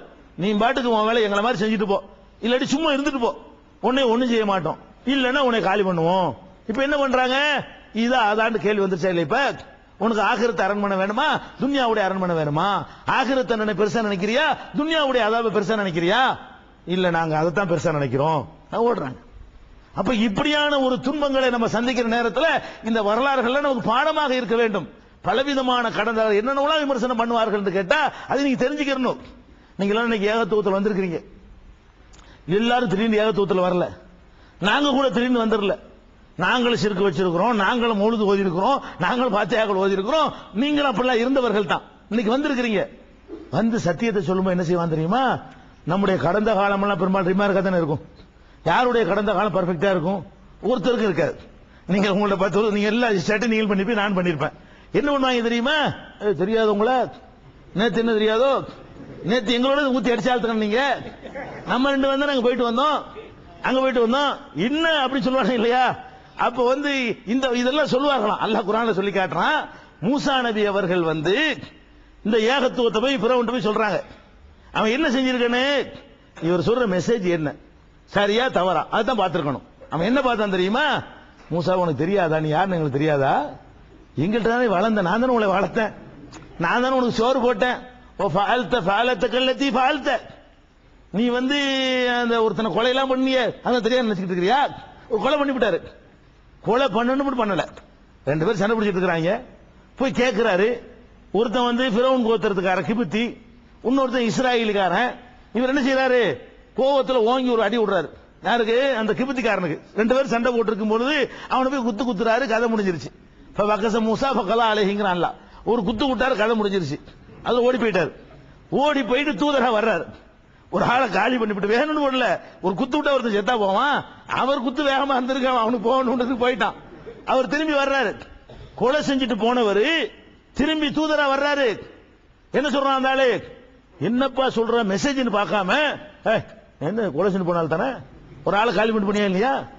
இப்படி எல்லாம் இதெல்லாம் நம்மளை கொச்சைப்படுத்துறது, நம்முடைய பிரச்சாரங்களை கொச்சைப்படுத்துவதற்காக வேண்டி இதையெல்லாம் எடுத்து சொல்வார்கள். உடனே என்ன செய்யக்கூடாது? நம்ம நேற்று வரைக்கும் இப்படி பண்ணமே, நம்மளும் இவனு சேர்ந்தான் தண்ணி அடிச்சோம், நம்மளும் இவனு சேர்ந்து சினிமா கோட்டைக்கு போனோம், நம்மளும் இவனு சேர்ந்தா கலப்படம் பண்ணோம், நம்ம 2 கூட்டு சேர்ந்தா வியாபாரத்தில் மோசடி பண்ணிட்டு இருந்தோம், இன்னைக்கு தெரிஞ்சுட்டோமே, இப்படி வந்து போய் சொல்றது. எல்லாரும் அப்படித்தான். நபிமார்களை தவிர அவங்களை ஏற்றுக்கொண்ட எல்லா மக்களுடைய கதியும் இப்படித்தான். நபிமார்களை தான் அல்ல அந்த மாதிரி கரப்ஷன் எல்லாம் பாதுகாத்திருக்கிறான். உமர் அலிலான் யாரு? அவரை விட ஒரு குடிகாரன் இருக்கணுமா? உமர் அலிலானோடு ஒரு கொடுங்கோலர் இருக்கணுமா? அல்லாஹ்வுடைய தூதர் கொல்வதற்கு தானே வந்தார். அவரு கொல்ல வந்தவர் தானே. அந்த காலத்து ராமகோபால் அவர் தானே. ரசூல் ஸல்லல்லாஹு அலைஹி வஸல்லம் காலத்து ராமகோபால் அத்வானி யாரு? உமர் தான் அப்படி இருந்தாரு. வந்துட்டாரா இல்லையா? யாரா கேட்டாங்களா? என்ன நீ நேற்று யாருன்னு தெரியாதுன்னு கேட்டாங்களா? அப்ப ஹக்கை சொல்வதற்கு வந்து உங்களுடைய கடந்த கால இந்த மாதிரி ரிமார்க்குகள் இருக்கும். ஒருத்தரும் ரிமார்க் தப்பிக்க முடியாது. யாரா இருந்தாலும் ஏதாச்சும் ஒரு தப்பு பண்ணிருப்போம். அதையெல்லாம் வைத்துக் கொண்டு எப்படி தயங்கி பின்வாங்கினீங்க? அது சைத்தானுடைய ஊசலாட்டம். அப்படித்தானே செஞ்சேன், என் இறைவன் மன்னிக்கிறவன். நான் செஞ்சேன், என்னுடைய பாவத்தை விட அல்லாஹ்வுடைய ரஹமத்து பெருசு, அல்லாஹ்வுடைய கருணை பெருசு, அல்லாஹ்வுடைய மன்னிக்கிற குணம் பெருசு. அந்த மன்னிக்கிற குணத்தை வைத்து அல்லாஹ் என்னை மன்னித்து விடுவான். சஹாபாக்கள் என்னை போல இருந்தவர்கள் தான், நபிமார்களுடைய உம்மத்துகள் எல்லாம் என்னை போல இருந்தவர்கள் தான் சொல்லி ஓப்பனாக யார் டிக்ளேர் பண்ணுகிறார்களோ அவர்கள் தான் இதில் உறுதியா நிற்கும். இந்த மாதிரி கேள்விகளை நீங்க சந்திப்பீங்க. பிரச்சாரத்தை பண்ணக்கூடிய நேரத்தில் நபிமார்கள் இந்த சத்தியத்தை எடுத்து சொல்லும் பொழுது இப்படி எல்லாம் உங்களை போட்டு இடக்கு முடக்க கேட்டுதான் அழிக்க பார்ப்பார்கள். அதே மாதிரி என்ன செய்வாங்க தெரியுமா? சத்தியத்தை சொல்லும் பொழுது அடுத்து நம்மளை கொண்டு போடுற என்ன தெரியுமா? நாம சிறுபான்மை, நம்ம கம்மியா இருக்கிறோம், நமக்குள்ள ஒத்துமையா இருக்கணும். ஒத்துமை தான் நமக்கு இப்போதைக்கு முக்கியம். எது முக்கியம் இல்ல, கொள்கையெல்லாம் முக்கியம் இல்லையா? நமக்குள்ள ஒத்துமையா இருக்கணும். இல்லாட்டி என்ன பண்ணிடுவான்? அழிச்சிட்டு போயிடுவான். சரி ஒத்துமையா இருப்போம், அதுக்கு என்ன செய்யணும்? இந்த அதெல்லாம் சொல்றத விட்டுருங்க. ஒத்துமையா இருக்கணுமா? எதை விட்டுருணுமா? லா இலாஹ இல்லல்லாஹ்ங்கறத விட்டுருங்க, ஹதீஸை விட்டுருங்க, குர்ஆனை விட்டுருங்க, இந்த பிரச்சாரத்தை விட்டுருங்க. அது கூடாது இது கூடாதுன்னு சொல்றீங்களே அதை விட்டு போடுங்க, எல்லாத்தையும் விட்டு போடுங்க அப்படின்னு சொல்லி ஒற்றுமைக்கு பேரம் பேசுவா. ஒத்துமையா இருக்கணும், அதுக்கு என்ன பண்ணணும்? நாம எல்லாத்தையும் விட்டுருவோம். இதுக்கு மார்க்கத்துல இடம் இருக்கா? எதை விடலாம்? உன் விட்டு சொத்தா இருந்தா விட்டு கொடுத்துருப்போம். ஒத்துமைக்காக என்ன பண்ணலாம்? இது என் சொத்து, இது கொடுத்தா ஒத்துமை வரும் இருக்கு, சரி வச்சுக்கிறப்பா ஒத்துமையா இருப்போம். அது ஓகே, அதை விட்டு கொடுக்கலாம். மார்க்கத்துக்கு சொந்தக்காரன் யாரு? நீ எப்படி அதை விட்டு கொடுப்ப? மார்க்கம் யாருக்கு சொந்தம்? அலா லில்லாஹி தீனில் ஹாலிஸ், ஹாலிஸான தூய்மையான இந்த மார்க்கம் அல்லாஹ்வுக்கு சொந்தமானது. நம்ம ஏற்றுக்கிற இந்த மார்க்கம் அல்லாஹ்வுக்கு சொந்தமானது. இந்த மார்க்கத்தை போய் விட்டு கொடுக்க நமக்கு அதிகாரம் கிடையாது, நம்ம விட்டே கொடுக்க முடியாது. இதை கொடுத்தா தான் ஒத்துமை வரும்டா கூட அந்த ஒத்துமை வேண்டியதில்லை. அப்படி நிக்கிறவன் தான் முஸ்லீம். நபிகள் நாயகம் ஸல்லல்லாஹு அலைஹி வஸல்லம் அவர்கள் முதல்ல போட்டது என்னன்னு கேட்டா ஒற்றுமையை தான் ஒட்டச்சாங்க. எல்லாம் ஒத்துமையை தான் தண்ணி அடிச்சாங்க. நபிகள் நாயகம் ஸல்லல்லாஹு அலைஹி வஸல்லம் எந்த மக்களை சந்தித்தார்களோ அவங்க என்ன பண்ணாங்க? ஒத்துமையா அநியாயம் பண்ணாங்க, ஒத்துமையா விசாரம் பண்ணாங்க, ஒத்துமையா கொள்ளையடிச்சாங்க, ஒத்துமையா கொலை பண்ணிட்டு இருந்தாங்க. நபிகள் நாயகம் ஸல்லல்லாஹு அலைஹி வஸல்லம் என்ன செய்றாங்க? போட்டு அடிக்கிறாங்க. பெரியப்பாவுக்கு சின்ன அப்பாவுக்கு சண்டை, அண்ணனுக்கு தம்பிக்கு சண்டை, பொண்டாட்டிக்கும் புருஷனுக்கு சண்டை, பாப்பாவுக்கு மௌனுக்கு சண்டை நடந்தா இல்லையா? பெரிய பாப்பா எதிர்க்கிறாரு. நபிகள் நாயகம் ஸல்லல்லாஹு அலைஹி வஸல்லம் அவர்கள் இந்த மார்க்கத்தை போட்டு உடைச்ச உடனே என்ன ஆகுது? அப்படியே துண்டு துண்டா சிதறது. உறவு இல்ல, சொந்தம் இல்ல, பந்தம் இல்ல, எல்லாத்தையும் பிரிச்சு எடுக்கப்படுது. தனியா கொள்கை வந்து நிக்கிறது. இப்படித்தான் எல்லா நபிமார்கள் காலத்தில் நடந்திருக்கு. ஒற்றுமைக்காக வேண்டி சொந்தம் வேணுமா, வாப்பா வேணுமா, அம்மா வேணுமா அவங்க நடந்ததே இல்லை. இப்ராஹிம் நபி ஒரு முன்னுதாரணமா அல்லாஹ் ஆக்கி காட்டுறான். நபிகள் நாயகம் ஸல்லல்லாஹு அலைஹி வஸல்லம் அவர்களுக்கு கூட அல்லாஹ் என்ன கட்டளையிறான்னு கேட்டா, இத்தபே மில்லத்த இப்ராஹிம் ஹனீஃபா, முகமதே இப்ராஹிம் மார்க்கத்தை தான் நீ பின்பற்றணும்ங்கறான். அப்ப இப்ராஹிம் நபி எவ்வளவு இடத்துல அல்லாஹ் வச்சிருக்கான்னு பாத்துக்கங்க. ரசூலுல்லாஹ்வுக்கு அல்லாஹ் கட்டளை எடுக்கிறான், நீ எதை பின்பற்றணும்? இப்ராஹிமுடைய வழியை தான் நீ பின்பற்றணும் அப்படின்னு அல்லாஹ் சொல்லி காட்டுறான். அப்ப அந்த இப்ராஹிம் நபியுடைய வழி என்ன தெரியுமா? அவங்க மக்கள் எல்லாம் கூட்டி என்ன சொன்னாங்க தெரியுமா? தெளிவா இருச்சாங்க. இன்னா புராஉ மின்கும், நாங்கள் உங்களை விட்டு விலகியவர்கள் தான், உங்களுக்கு நமக்கு மத்தியில ஒட்டுமில்லை, உறவும் கிடையாது. யாரு டிக்ளேர் பண்றா? இப்ராஹிம் நபி டிக்ளேர் பண்றாங்களா? அந்த வாசகத்தை சொல்லிவிட்டு இந்த விஷயத்தில் மூமினான உங்களுக்கு இப்ராஹிம் இடத்துல பாடம் இருக்கிறது. இப்ராஹிம் சொன்னாரே, அது பதா பைனனா பைனக்குமுல் பக்லா, உங்களுக்கும் எங்களுக்கு மத்தியிலே பகைமை ஏற்பட்டு விட்டது, நீங்க வேற நாங்க வேறதான் என்று இப்ராஹிம் நபி டிக்ளேர் பண்ணார் பாருங்க. அதுல உங்களுக்கு பாடம் இருக்கிறது, உங்களுக்கு முன்மாதிரி இருக்கிறது என்று அல்லாஹ் சொல்லி காட்டுகிறான். அதனாலதான் அந்த இப்ராஹிம் நபி அவர்கள் பெத்த தந்தையை எதிர்த்து காலத்தில் நிற்கிறாங்க, தகப்பனாரை எதிர்த்து நிற்கிறார்கள்.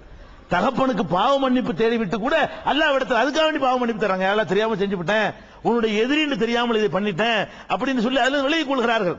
அப்ப இப்ராஹிம் நபி அவர்களுடைய அந்த உம்மத்துக்கு அந்த வரலாற்றில் நமக்கு பாடம் இருக்குன்னு அல்லாஹ் சொல்றான். பாத்திலானவர்களோடு நமக்கு உறவு கிடையாது, பாத்திலானவர்களோடு காம்ப்ரமைஸ் கிடையாது. என்ன ஒற்றுமை? நான் என் கொள்கையில தான் இருப்பேன், நான் இல்லைன்னு தான் சொல்வேன், இருக்கிறத இருக்குன்னு சொல்லுவேன், இல்லைங்கிறத இல்லைன்னு சொல்லுவேன். அதை சொல்வதை ஏற்றுக்கொண்டு வருவதா இருந்தா ஒத்துமையா இருப்போம். எப்படி ஒத்துமை இருக்கலாம்? நாங்க பிரச்சாரம் பண்ண கூடாதுன்னு ஒத்துமைக்கு வந்தீங்கன்னு சொன்னா அந்த ஒற்றுமை எங்களுக்கு தேவையில்லை. நாங்கள் சீர்திருத்தம் பண்ணுவோம், வரதட்சணை வாங்கினால் வாங்காதேன்னு சட்டையை பிடிச்சு இழுப்போம், அதை நீ சகித்துக் கொண்டு வர்ற அந்த நாங்க சொல்ற சத்தியம், நீ இருக்கிற அசத்தியம். நீ வரதட்சணை வாங்க கூடாது என்னை சொன்னீங்கன்னா நான் உன்னோட சேர மாட்டேன், போ, சேர வேண்டாம். வட்டி வாங்கினா வட்டி வாங்கன்னு சொல்லுவேன். ஒற்றுமைன்னு காரணம் காட்டிக்கிட்டு என்ன செய்யக்கூடாது? நீங்க ஒற்றுமையை குலைச்சிடாதீங்க, நான் வட்டி வாங்கினா நான் பாட்டு வாங்கிட்டு போறேன், நீங்க அதை சொல்லி நமக்குள்ள சண்டை உண்டாக்குறிய. டேய், வட்டி வாங்க கூடாது நான் சொல்லுவேன், இதுக்கு தடையா இல்லைன்னா இல்லைன்னா போய்கிட்டே நான் சொல்லத்தான் செய்வேன். உன்கிட்ட நேரம் சொல்றது மறுச்சுனா மேடை போட்டுன்னு சொல்லுவேன். இப்படியான ஒரு சித்தாந்தத்தில் நீங்க இருக்கணுமே தவிர அட்ஜஸ்ட் பண்றேங்கிற பேர்ல, ஒற்றுமைங்கிற பேர்ல மார்க்கத்தை விட்டு கொடுத்துடவே கூடாது. மார்க்கம் எல்லாத்தையும் விட பெருசு என்பதை புரிந்து கொள்ள வேண்டும். அடுத்து என்ன செய்வார்கள் கேட்டா, நம்முடைய பிரச்சாரத்தை முழுக்குவதற்காக எடுத்து வைக்கிற வாதம், மார்க்கத்தில் சில விஷயங்கள் பெரிய விஷயங்கள் இருக்கிறது, சிலது சின்ன விஷயங்கள் இருக்கிறது, சிலது கட்டாய கடமை இருக்கிறது, சில சுன்னத்துகள் இருக்கின்றன, சிலது விரும்பத்தக்க காரியங்கள் இருக்கின்றன, சில அனுமதிக்கப்பட்ட, இப்படி பல தரங்கள் இருக்கா இல்லையா? கடமையான தொழுகையும் சுன்னத்தான தொழுகையும் சமமாகாது, ஃபர்லான தொழுகையும் நஃபிலான தொழுகையும் ஒரு காலம் சமமாகாது. அதே மாதிரியா இருக்கிற நேரத்தில் என்ன செய்வாங்க தெரியுமா? நீங்க சின்ன சின்னதெல்லாம் எடுத்துக்கொண்டு பெருசாக்குறீங்க, ஒற்றுமை முக்கியமான மேட்ரு, பெரிய விஷயங்களை விட்டுவிட்டு நீங்க சின்ன விஷயத்தை சொல்றீங்க. என்ன சின்ன விஷயம்? இந்த நெஞ்சில கை கட்டுற சின்ன விஷயமா? தொழுவும் போது நெஞ்சில கை கட்டுற சின்ன விஷயம், விரல ஆட்டுற சின்ன விஷயம், ஹத்தம் பாத்தியா சின்ன விஷயம். இந்த மாதிரி ஒரு சின்ன விஷயத்துக்காக வேண்டி போட்டுக்கிட்டு அடிச்சுக்கிட்டு சமுதாயத்தை துண்டாக்கணுமா? அதனால சின்ன விஷயத்தை விட்டுருங்க, பெரிய விஷயங்களை மட்டும் பிடிச்சுக்கிறங்க அப்படின்னு சொல்லுவாங்க. ஆனால் ஒரு விஷயத்தை விளங்கிக்கிறங்க, இந்த சின்ன விஷயம் பெரிய விஷயம் பேசுறாங்களே, இது மாதிரி ஒரு மோசடியான ஒரு வாதம், அறியாமையான வாதம், மூலத்தனம் நிறைந்த வாதம் உலகத்தில் எதுவுமே கிடையாது. ஏன்னு கேட்டா, நீங்க உலக வாழ்க்கை எடுத்துக்கொண்டாலும் சரி, எந்த ஒரு நாட்டினுடைய சட்டத்தை எடுத்துக்கொண்டாலும் சரி, சின்னதையும் தான் ஃபாலோ பண்ணணும், பெரியதையும் தான் ஃபாலோ பண்ணணும். நீங்களும் அப்படித்தான் கடைப்பிடிப்பீங்க, நானும் அப்படித்தான் கடைப்பிடிப்பேன். நீங்க சாப்பாட்டுல உட்காருறீங்க, வணங்குதா, பெரிய விஷயங்களா கொஞ்சம் இருக்கிறது, கொஞ்சம் சின்னதாகவும் கொஞ்சம் இருக்கும், கொஞ்சம் ஊறுகாயும் இருக்கும். பெரிய விஷயம் சோறு பெருசு, கறி சின்னது, கூட்டு சின்னது, ரசம் சின்னது. நம்ம என்ன செய்வோம், நாங்க பெருசா எடுத்துக்கிறோம், வெறிஞ்சுரையை திம்போம், பெருசையும் திம்போம், கொஞ்சம் கறியையும் திம்போம், கொஞ்சம் கூட்டையும் திம்போம், கொஞ்சம் அதை விட சின்னதா ஒரு ஊறுகாயத்தை நக்கிக்கிறோம் செய்வோம். அப்ப ஒரு மனிதன் என்ன செய்யறான்னு கேட்டா, பெருசு சின்னது என்ன எல்லாத்தையும் செய்யறதுதான் லாஜிக். உங்க வாழ்க்கையில் அப்படிதான். தீனுக்கு மட்டும் என்ன வேற வைக்கிறீங்க? துன்யாவில் அப்படி நடந்து காட்டுங்க. முதல்ல நாங்க பெருசு மட்டும் தான் செய்வோம். ஒரு வியாபாரியா இருக்கிறீங்க, 1000 ரூபாய்க்கு நான் 50 ரூபாய் சம்பளம் தரமாட்டேன் போ. இவன் வாழ்க்கையில் முன்னேறுவாடா? ஒரு கடை வச்சிருக்கிறீங்க, அவன் என்ன கேட்கறான், 1000 ரூபாய்க்கு அரிசி தாங்க. அப்படி வா, 50 ரூபாய்க்கு அரிசி போடா, சின்ன விஷயம் சொல்லுவீங்களா? குண்டூசி நீங்க விற்கணும், கடுகு விற்கணும், பெரிய விஷயத்தையும் விற்கணும். அப்பதான் நீங்க அப்படித்தான் நடந்துகிட்டு இருக்கிறீங்க. ஒரு வியாபாரியா இருக்கிறவன் பெருசையும் செய்யறான், சின்னதையும் செய்யறான். அதே மாதிரி நீங்க ஒரு கண்ணாடி முன்னாடி நிக்கிறீங்க, பெரிய விஷயம் என்ன, சட்டையை போடுறது பெரிய விஷயம், நிர்வாணம் வெளியே போக முடியாது. அதுக்கு மேல சின்ன விஷயம் என்ன, பட்டன் ஒழுங்கா போட்டிருக்கா, என்ன வடிக்குதா, போடுற இல்ல சின்ன விஷயம் தானே, அப்படி சும்மா போக வேண்டிய அப்படியே என்ன வச்சிருக்கிறோமா, ஆடையை போடுறது பெரிய விஷயம். கண்ணாடிக்கு முன்னாடி நின்று என்ன பண்றீங்க, பெருசு மட்டும் செஞ்சுட்டு வெளியே என்ன செய்யறது இல்ல, தலையை பரட்டாயிட்டு வருவீங்களா? அது சின்ன விஷயம் தான். சின்னதையும் நல்லாக்கிக்கிறோமே, பவுல் என்ன வடியுது, சின்ன விஷயம் தான், அதுவும் நல்லா இருக்கட்டுமே நினைக்கிறோமா இல்லையா? ஒரு முடிவு நீட்டிக்கிட்டு இருக்குது, அது கொஞ்சம் வெட்டிக்கிறோமே, சின்ன விஷயம் தான், செய்யறமா இல்லையா? பட்டன் மேல இங்கே மாட்டி இருக்குது, சரி பண்ணிக்கிறோம், அது சின்ன விஷயம் தான், செய்யறமா இல்லையா? ஒரே ஒரு பட்டன் கட்டா இருக்குது, இது அசிங்கமா இருக்க, உடனே கலட்டி மேல தச்சு மாட்டிட்டு போறோமா இல்லையா? இது சின்ன விஷயம் தான். அப்ப நம்ம வாழ்க்கையில் என்ன செய்யறோம், எந்த ஒரு மேட்டர் எடுத்துக்கொண்டாலும் பெருசையும் செய்யறோம், சின்னதையும் செய்யறோம். பெருசு சின்னது எல்லாம் சேர்ந்தா தான் அது அழகு. ஒரு வீடு கட்டுறோம், பெரிய விஷயம் என்ன, அஸ்திவாரம் போட்டு செவத்தை எழுப்பி மேல கூரை போட்டா பெரிய விஷயம். அதோட நிப்பாட்டிக்கிறோமா? பெயிண்ட் அடிக்கிறோம், லைட் போடுறோம், அங்க ஒரு வாட்சி கடிகாரத்தை மாற்றோம், இல்ல சின்ன சின்ன விஷயங்கள். இதுல செத்து போயிருவீங்களா? இதுல வெயில் அடிக்குமா? இதெல்லாம் இல்லாட்டி மழை கொட்டுமா? வீடு கட்டுறது எதுக்கு? வெயில இருந்து மழையில இருந்து பாதுகாக்கிறதுக்கு, பிறருடைய கண்கள்ல இருந்து மறைத்துக் கொள்வதற்கு தானே வீடு. அது ஆட்சின்னு விடுவியல நீங்க? சொர சொன்னு வீட்டை போட்டிருப்பீங்களா? கட்டி முடிச்சு விட்டு தொட்டா அப்படி வலுவலு போகணும் கை, அப்படி பண்றீங்களா இல்லையா? பாக்குறதுக்கு பல பலன் இருக்கணும் இந்த கலரு, பாக்குறீங்களா இல்லையா? அப்ப என்ன சின்ன விஷயம்? இது ஒரு வாதமா? உலக ஒரு நாட்டில் இருக்குது, சட்டம் இருக்குது. என்ன சட்டம்? இன்ன குற்றத்துக்கு தூக்கு தண்டனை, நாங்க அதை மட்டும் தப்பிச்சுக்கிடுவோம். 200 ரூபாய் ஃபைன் போடுவோம் பார்க்கிங்ல, நாங்க கொடுத்துட்டு இருப்போம். அப்படி இருப்போமா நம்ம? 200 ரூபாய் பார்க்கிங்ல ஃபைன் போடுவாண்டா, 2 ரூபாய்க்கு டோக்கன் எடுக்கிறீல்ல, சின்ன விஷயம் தானே அது. அப்ப தூக்கு தண்டனையில இருந்து தப்பிக்கிற காரியத்தையும் செய்யணும், 200 ரூபாய் ஃபைன் போடுறதுல இருந்து தப்பிக்கணும். அதனால நடந்துகிட்டு இருக்குது. இது ஒரு வாதமா? அட அல்லாஹ்வுடைய ரசூல் சின்னதை சொன்னாங்களா, நாங்களா சொல்றோமா? அல்லாஹ்வுடைய ரசூல் சொன்னாங்களா? அப்ப அல்லாஹ்வுடைய ரசூலுக்கு இது தெரியாம போச்சு. சின்ன விஷயம்னு சொல்லி மார்க்கெட் அப்படி கேவலப்படுத்துறாங்களே, அல்லாஹ்வுடைய ரசூல் என்ன பண்ணிருக்கணும், இந்தாப்பா பெருசு மட்டும் வச்சுக்கிறங்க, இந்த சின்னதெல்லாம் அப்படி சொன்னாங்களா? அப்ப அல்லாஹ்வுடைய ரசூல் அந்த பெருசையும் சொன்னார்கள், சின்னதையும் சொன்னார்கள். ஃபர்லை சொன்ன ரசூல் ஸல்லல்லாஹு அலைஹி வஸல்லம் தான் சுன்னத்தையும் சொன்னார்கள். எப்படி சொன்னார்கள்? ஒரு அடியான் கடமையான வணக்கங்களை கொண்டு என்னை நெருங்குகிறான், நஃபிலான வணக்கங்களை கொண்டு மேலும் நெருங்குகிறான், உபரியான எக்ஸ்ட்ராவான சின்ன சின்ன விஷயங்களை கொண்டு என்னை மேலும் நெருங்குகிறான். அப்படி நெருங்கி விட்டான் என்று சொன்னால் குன்து சம்அஹுல்லதி யஸ்மஉ, அவன் கேட்கிற செவியாக நான் ஆகிவிடுகிறேன். ஓ பஸரஹுல்லதி யுப்சிரு, அவன் பார்க்கிற பார்வையாக நான் ஆகிவிடுகிறேன். ஓ யதஹுல்லதி யுப்திஷு, பிடிக்கிற கையாக நான் மாறி விடுகிறேன். அல்லாஹ் சொல்றானே, அது எதுக்கு கிடைக்கிற கிஃப்ட்ங்கறான்? சின்னதையெல்லாம் செய்து வர்றாங்களே அவங்களுக்கு கிடைக்கிற கிஃப்ட். பெருசை மட்டும் செஞ்சுட்டு விட்டுறாம அதையும் செய்வோம், இது ஒரு சுன்னத்தை, இதையும் விட மாட்டேன், வரலாற்று அதையும் விட மாட்டேன், பழுத்துல சுன்னத்தை அதையும் விட மாட்டேன் அப்படின்னு நடக்கணும். நகம் வெட்டுறது சின்ன விஷயம் தான், அதுக்காண்டி காடு மாதிரி வளர்த்துக்குவீங்களா? நகம் வெட்டாட்டி நரகத்துக்கு எல்லாம் போட்டுவானா? போட மாட்டான். பயங்கரமான பாரதூரமான குற்றமா? இல்ல. ஆனா நகம் வெட்டணுமா இல்லையா? பல் துளை காட்டின பயங்கரமான குற்றமா? பல் துளக்கணும், சின்ன விஷயம் தான், கட்டாய கடமையெல்லாம் இல்ல. பல் துளை காட்டி பெரிய தண்டனை எல்லாம் கிடைக்காது. மார்க் குறையும், நம்முடைய தரஜாக்கள் குறையும், கீழ் தரஜால போட்டுருவான். அது போயிடக்கூடாது. பல்லும் துளக்கணும், நாக்கையும் இருக்கணும், மூக்குக்கு தனி செலுத்தணும், கைகளையும் கழுவி கொள்ளணும், நகத்தையும் வெட்டணும், முடிகளை நீக்கணும், அக்குள் மயிரை களையணும். இதெல்லாம் சின்ன சின்ன விஷயங்கள் தான். அப்ப சின்ன தூங்கும் போது அல்லாஹ் பிஸ்மிக அமுத்து வகையாங்கிறோம், இது பெரிய கட்டாய கடமையா? அப்படி தூக்கி எறிய முடியுமா?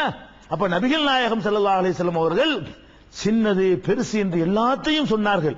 இவங்க என்ன செய்வாங்க? நம்முடைய பிரச்சாரத்தை முடக்கிறதுக்காக வேண்டி சின்ன சின்னதா சொல்றாங்க, பெருசையும் சேர்த்து சின்னதையும் சேர்த்து சொல்றாங்க. நமக்கு என்ன பேர் சொல்றாங்க? சின்னதையா சொல்றாங்க. என்ன சின்னதா சொல்றாங்க? சிறுக்கு சொல்லலையா? தொழுகையை சொல்லலையா? நோம்ப சொல்லலையா? பெருசையும் தான் சொல்ற. வட்டியை சொல்லலையா? வரதட்சணை சொல்லலையா? அடே பெருசை சொல்றதுனால் சின்னதை சொல்லக்கூடாது. ஏன் சொல்ற? பெருசையும் சின்னதையும் சேர்த்து சொல்லு. நபிகள் நாயகம் ஸல்லல்லாஹு அலைஹி வஸல்லம் அவர்கள் இறுதி பேருரையிலே, கடைசி ஹஜ்ஜிலே ஒரு எச்சரிக்கை பண்ணாங்க. என்ன பண்ணாங்க தெரியுமா? உங்களுக்கு நான் எச்சரிக்கிறேன். எதை எச்சரிக்கிறேன்? ஈயாக்கும் வ முஹக்கிராத்தில் அமால், அமல்கள் அற்பமான விஷயங்கள் இருக்கிறதே, அந்த விஷயத்தில் உங்களை எச்சரிக்கிறேன். சைத்தான் என்ன பண்ணுவான் தெரியுமா? பெருசுல இருந்து உங்களை கவுத்த மாட்டான், தொழுவாம இருக்குமாறு உங்களை ஆக்கிட மாட்டான். ஏன்? அவசியத்தை விளங்கி இருக்கிறீங்க. எதுல உங்களை அவுட் ஆகுவான்? இது சின்ன விஷயம் தான், விட்டுப்பா அப்படியுமா. அப்ப நம்ம பரீட்சையில் உட்கார்ந்து இருக்கிறோம், 25 மார்க் ஒரு கேள்விக்கு, இன்னொரு கேள்விக்கு 5 மார்க், அப்புறம் மீதி கேள்விக்கு 2 மார்க். நம்ம என்ன செய்யணும்? நாங்க பெருசை மட்டும் எழுதுவோம், 25 2 தேவையில்லை. கோழி இல்லையா, பாசா முடியுமா? 30 தான் கிடைக்கும். அப்ப நம்ம என்ன செய்யணும்? நம்ம சின்னதான விட்டோம்னு சொன்னா சைத்தான் என்ன செய்வான்? அட 2 மார்க்லாம் விடுறா, 25 எழுதுறாமா. கடைசியில் 25 தப்பா போச்சுன்னு வைங்க, மொத்தமும் போயிடும். இந்த 2 உழுந்து ஒரு 10 தப்பு போச்சுன்னு வைங்க, மீதி உள்ள தேறிக்கிறோம். அதாவது பெரிய மார்க்கா உள்ளது அடிபட்டு போச்சுட்டா கூட மொத்தமா உள்ள போயிடும், 25 போயிரும்ல.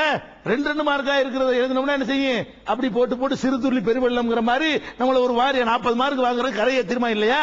அதுக்கு தான் நபி ஸல்லல்லாஹு அலைஹி வஸல்லம் சொல்றாங்க, ஷைத்தான் அவனுக்கு இணை கற்பிப்பதில் இருந்து நீங்கள் இணை கற்பிப்பீர்கள் என்பதில் நம்பிக்கை இழந்து விட்டார். எதை கொண்டு உங்களை வீழ்த்துவான் என்று சொன்னால், இறுதி ஹஜ்ஜில ரசூல் ஸல்லல்லாஹு அலைஹி வஸல்லம் அவர்கள் கடைசியா எச்சரிக்கிறாங்க, இறுதி பேருல எச்சரிக்கிறாங்க, எதை சின்னதுன்னு நினைக்கிறீர்களோ அந்த விஷயத்தை செய்ய விடாம ஆக்கி உங்களை வீழ்த்துவான், கவனமாக இருந்து கொள்ளுங்கள். ரசூல் ஸல்லல்லாஹு அலைஹி வஸல்லம் சொல்றாங்க, லா தஹ்கிரன்ன மினல் மஅரூஃபி ஷையா, நன்மையான காரியங்களில் எந்த ஒன்றையும் அற்பம் நினைச்சிடாத. ரசூல் ஸல்லல்லாஹு அலைஹி வஸல்லம் சொல்றாங்க, எந்த நன்மைன்னு ஆயிடுச்சா இது சின்னது நினைச்சுடாத, நன்மை செய்யணும், அதுக்காக உழைக்கணும், அதுக்காக பாடுபடணும். எந்த அளவுக்கு சொன்னா ஒரு சின்ன நன்மை சுட்டி காட்டுறாங்க. வலவ் அன் தல்கா அஹாக பிவஜ்ஹின் தலிகின், ஒரு மனிதனை நீங்க பாக்குறீங்க, பார்த்தவன அவனை பார்த்து லேசா சிரிக்கிறீங்க. ஒருத்தனை பார்க்கிறோம், சும்மா இருக்கீங்களா அப்படிங்கிறோம். இது என்ன பெரிய பயங்கரமான விஷயமா? ரொம்ப அற்பத்தில் அற்பமான விஷயம். இதுக்கு ஒரு கூலி இருக்கு எல்லா இடத்துல. இதுல சின்னதான விட்டுறாத, இதை கூட செய்யுங்கிறாங்க.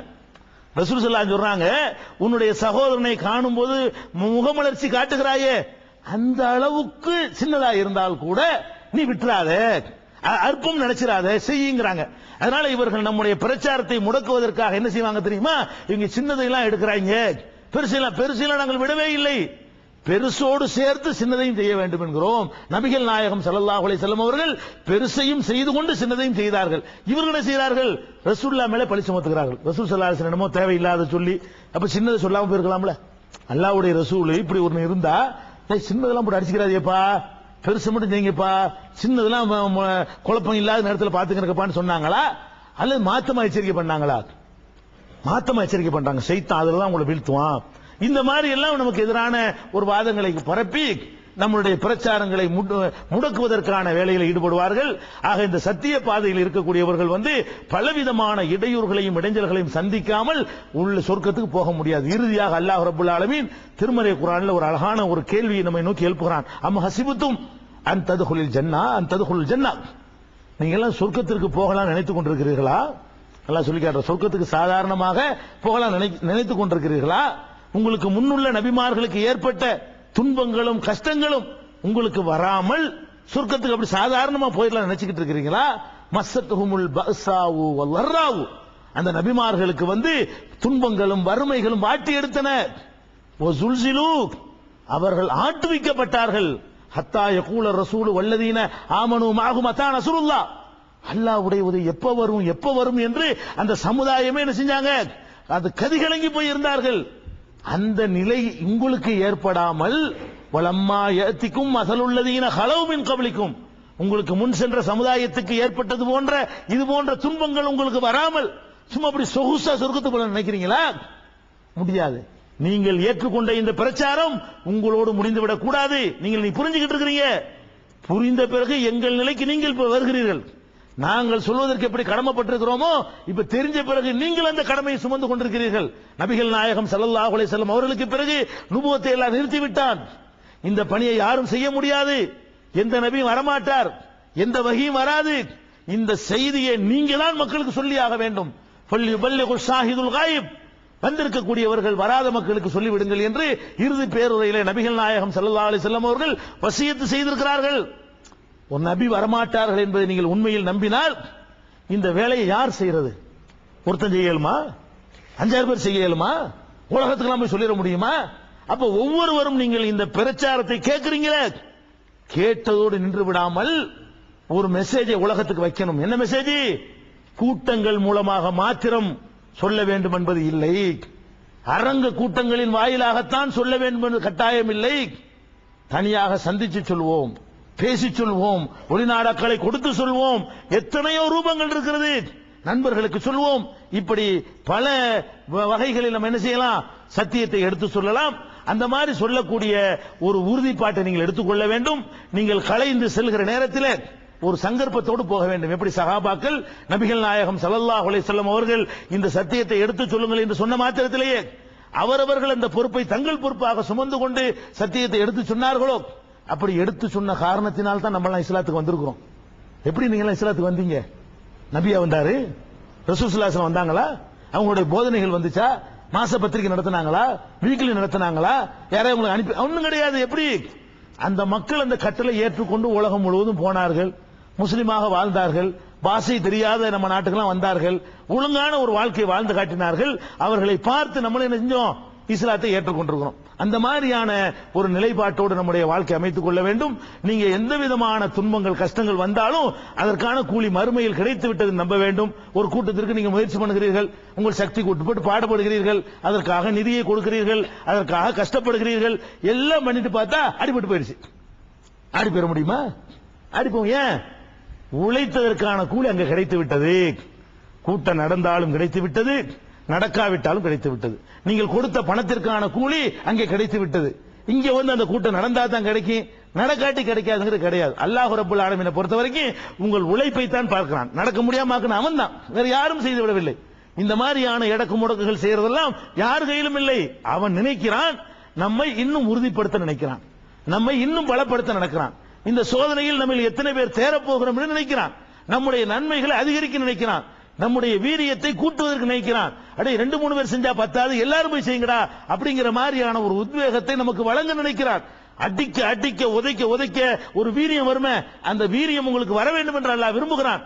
அதனால என்ன இடைஞ்சல் வந்தாலும் சரி, நம்ம மறுமை இலக்க வச்சுக்கிட்டு வைங்களேன், ஒண்ணுமே தெரியாது. எங்களுக்கெல்லாம் இது ஒரு விஷயமே கிடையாது பாபா. 25 வருஷமா இதைத்தான் சந்தித்துக் கொண்டிருக்கிறோம். அதனால இந்த மாதிரியான எந்த மாதிரி இடைஞ்சல் வந்தாலும் அதுக்கு யார் காரணமா இருந்தாலும் அதற்கான விளைவு அவர்கள் மறுமையில் அனுபவிப்பார்கள். நம்ம வேலைகள் நினைச்சுன்னு கரெக்டா கொண்டு போய் கொள்ள வேண்டும். அல்லாஹ் ரப்பல் ஆலமீன் இப்படி சத்தியத்தை பிறகு எடுத்து சொல்லக்கூடிய பொறுப்பை நிறைவேற்றக்கூடிய நன்மக்களாக உங்களையும் என்னையும் ஆக்கி அருள் புரிவானாக. வாஹிர் தாவானா அனில் ஹம்துலில்லாஹி ரப்பில் ஆலமீன். அஸ்ஸலாமு அலைக்கும்.